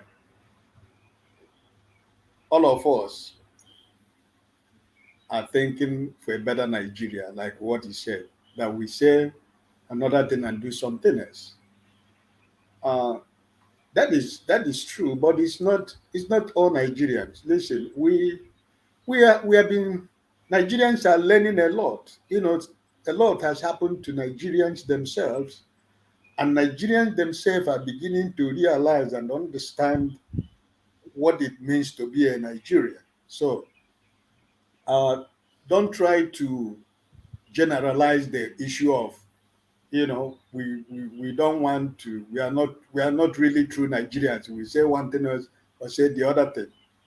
I think Dr. Damage will bear me witness here that the first time I came to his platform, I did say here that you can count how many Nigerians that are living outside that don't have the country where they live, their passport. That it is only few people like me who still have Nigerian passport. Like me too. I'm qualified to be a Dutch citizen for so many years, but I still travel with my Nigerian passport. We are on the same boat. It's not that I can't have a Dutch passport, but because I still believe that there is future for Nigeria. It might not be me, it might be my children, but that fight is no more a fight of bloodshed. It's no more a fight of kidnapping. It's no more a fight of division. But it's supposed to be a collective decision of every Nigerian, irrespective of wherever we come from, whatever our ideologies and belief will be. What is at the table is at the end of the day, all of us are pursuing a common goal. What is the common goal? For every one of us, that our children will have a better life even when we leave. So the idea is that there is no true Nigerian, or we say one thing or say another thing. All of us are not politicians. And most Nigerians today, who the politicians are using, most of them are beginning to understand that they cannot be used again. There are not many, but we are hoping that by 2023, a lot of Nigerians will come to that reality. It's no more like, it's not the time of, I know that there are people who is going to get a bag of rice in this 2023. But I tell you that majority of the people is going to reject a bag of rice because Nigerians are beginning to realize and understand that it is time that they become citizens of their own country, that the government, whosoever in Abuja, like Omori said, Buhari will come and go 8 years. Nigeria will still remain a Nigeria. So, I mean, that is Asoro does not belong to anybody. You are there for 8 years. You can claim to be your place. But a day shall come when you're going to leave. So, listen, Nigerians in this present time have decided that they want to take back their country. And it is true. I keep saying it and I keep repeating it in every platform I am. Do not ever you think that it's going to be easy. Because the institution you want to dismantle has taken generation deep into Nigeria. So it's not going to be easy. But we can't just accept defeat or it's not going to be possible, or we are Nigerians because we are outside. It doesn't matter whether Nigeria goes up well or it doesn't go well. We are concerned. We have families. We have friends. We have schoolmates who are living in Nigeria. We have friends from every part of Nigeria that are friends that are still in Nigeria. We care for them. That's why we spend whatever we get here to make our family people back home better. So I don't think that all of us are really quite completely okay. Forget about politics or forget what is going on. If you say, okay, you are not interested, then the same people will continue to be there. The same thing that is happening will be happening because you're comfortable on your own comfort zone. So if Nigeria is even going in flame, it doesn't concern you because you're comfortable. But what of your next neighbor? What is the man living opposite you that is living in a room apartment that the children cannot go to school because he can't afford to pay their school fees, but you can afford to send your children to a better school in Nigeria? Those are the things we Nigerians should be thinking about. Because equality we are talking about in Nigeria is that we are talking about a government where a common man in Nigeria could be able to go to school without selling his land in order to send his children to the university. We are talking. This is the kind of Nigeria we are talking about. Most of us can train our kids to the university, but majority of Nigerians are not. Buhari has led Nigeria backward by about 130 million Nigerians now living under poverty. Are you saying that is good? Are you saying that is the way forward for us? No, we are trying to find a solution. And when we keep suspecting each other, when we keep not, believing and trusting one another, how can we work together? It's just like what the professor was saying. He brought some people in the US. I heard him say that. But today he cannot work with those people. These are Nigerians for you. But you cannot stop. If Dr. Damage was believing the way some of us are believing, maybe he wouldn't have this platform. Because probably, maybe personally, he's comfortable. He's on his comfort zone. He can live his life, train his kids, do whatever he want to do. But this is a place he has made for himself and for all of us to come here and contribute to way forward for Nigeria. And most of us are comfortable. From personally, I'm blessed. I am comfortable where I'm living. I don't have a problem, but I have family. There are so many of my schoolmates in CMN Grammar School that are still out, that don't have a job. But I still look out for them because when we are in school, we are brothers and sisters. So I cannot say because I'm no more in Nigeria, well, whatever they do there, it doesn't concern me, it doesn't bother me, I don't care. No, because you that live outside now, if you go to Nigeria, you have to go to the police to hire a mobile policemen to guide and protect you. So what kind of money are you making outside when you cannot go to your village? What joy do you have? You have to be realistic, my brother. Listen. If I go to Nigeria, you have that money that you have to pay a police officer to guide you for how many days or how many weeks you want to stay in Nigeria. You can use it to give a better life for a woman that has no husband in your village or your kindred. What are we talking about? You think you're okay that you don't go to your country? Or you are happy that everything is okay for you here? And when you go to Nigeria, because you have money to live to stay in a bigger hotel, because most of us have a very good building in the village, but you don't go back to that village to live in that building. You don't even dream to go back to your village. With all the whole millions you spend in building the house in the village, the house is empty, filled with grasses. What joy do you have that this time around you shouldn't feel concerned about what is going on in Nigeria? Because you can't go home. You go to Nigeria, you are hiding. You're supposed to be, when you go to Nigeria like Christmas, now how many of us are going to Nigeria during this Christmas? How many people can sincerely say they're traveling to Nigeria? Because the same people you think that you want to come and wake up, they're the same people who will organize the people that will kidnap you. What are you talking about? That's what we are talking about. So, but we cannot stop because of that. We cannot wish for a better Nigeria because of our children, because of our who knows? I don't know when I'm going to die. I just said it about 30 minutes ago. My kids now that they don't want to go to Nigeria anymore. My wife loved going to the village to go and see the way we farm. She loved going to the village to follow my mother when my mother was alive to go to the farm. But now she can't do that anymore. I can't take her back home because the village is not safe. Nigeria is not safe. The policeman you pay money to guide you will organize the people that will kidnap you. So what are we talking about? Let us not, because of our comfort zone, we feel we should have. Nigeria is still our country. I still travel with my Nigerian passport. I travel all over the world. I go to America like I go to the supermarket. I go everywhere in the world with Nigerian passport. Because I still believe in one Nigeria. We have fought a civil war. We cannot go back into killing ourselves. Anybody who is telling you, well, we go to Ojukwu say Biafra is in the mind. It is a war of the mind. You have to cycle your mentality.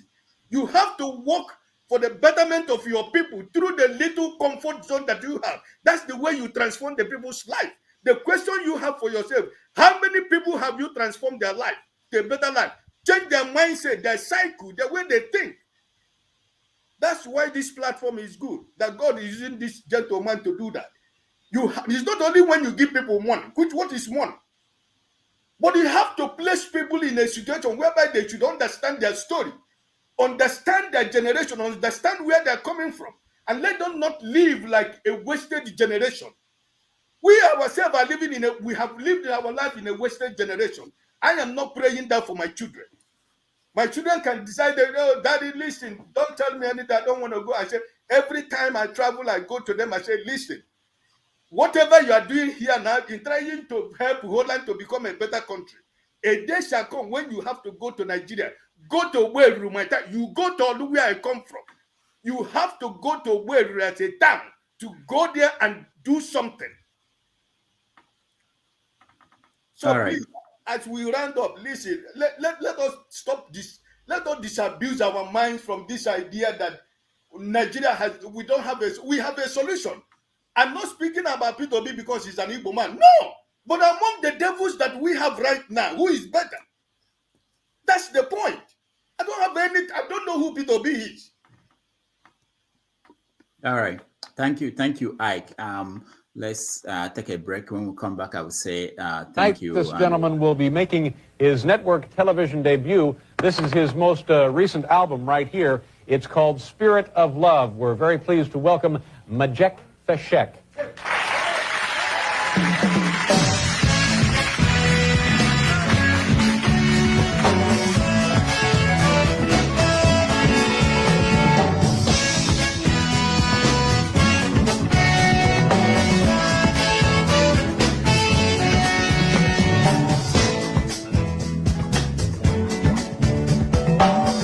Arise from your sleep, Africa.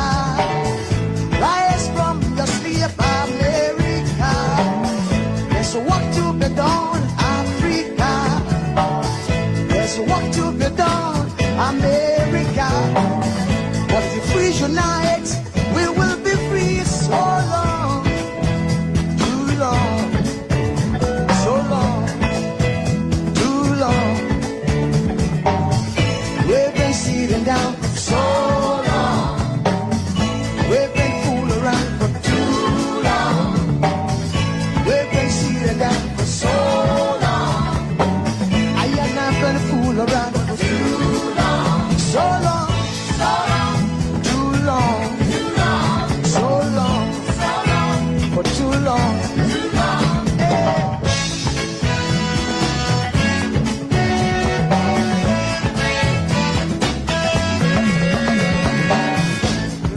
Remember, long time ago, when we used to live like prince and princess.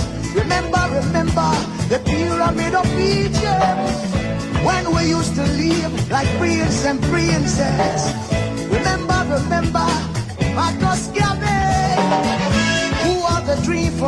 America. Oh, remember Martin Luther King, who had the dream for new America. They say you are black, they say you are brown, they say you are black, they say you are brown. Only the angels of Jah is white now.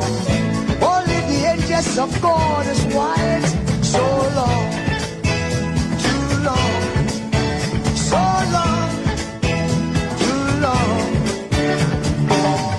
We've been sitting down so long. We've been a fool around for too long.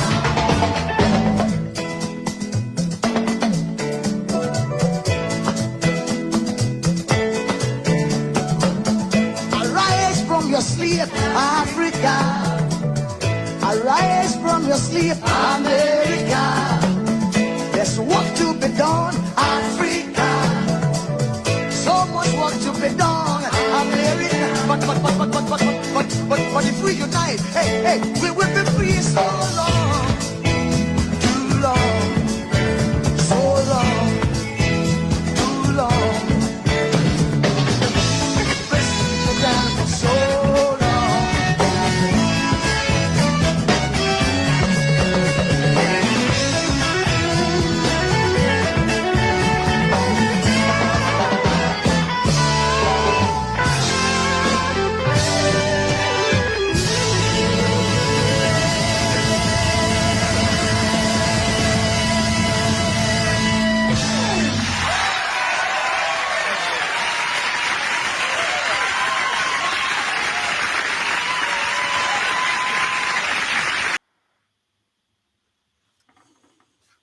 All right. I want to thank everybody for joining us today. It's been wonderful. And I know it's brief. We spent only 4 hours.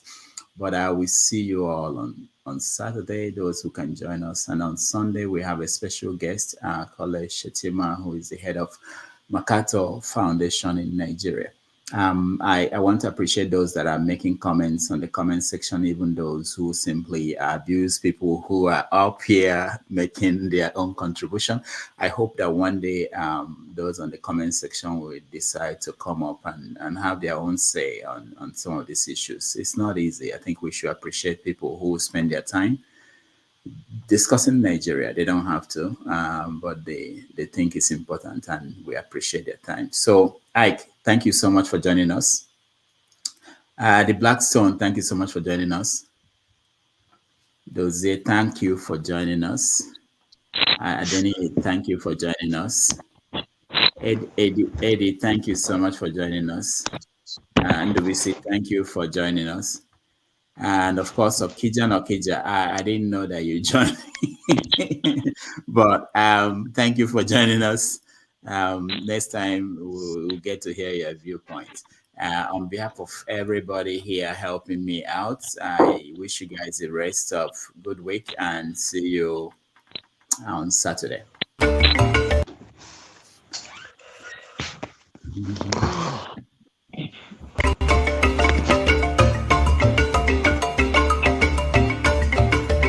No,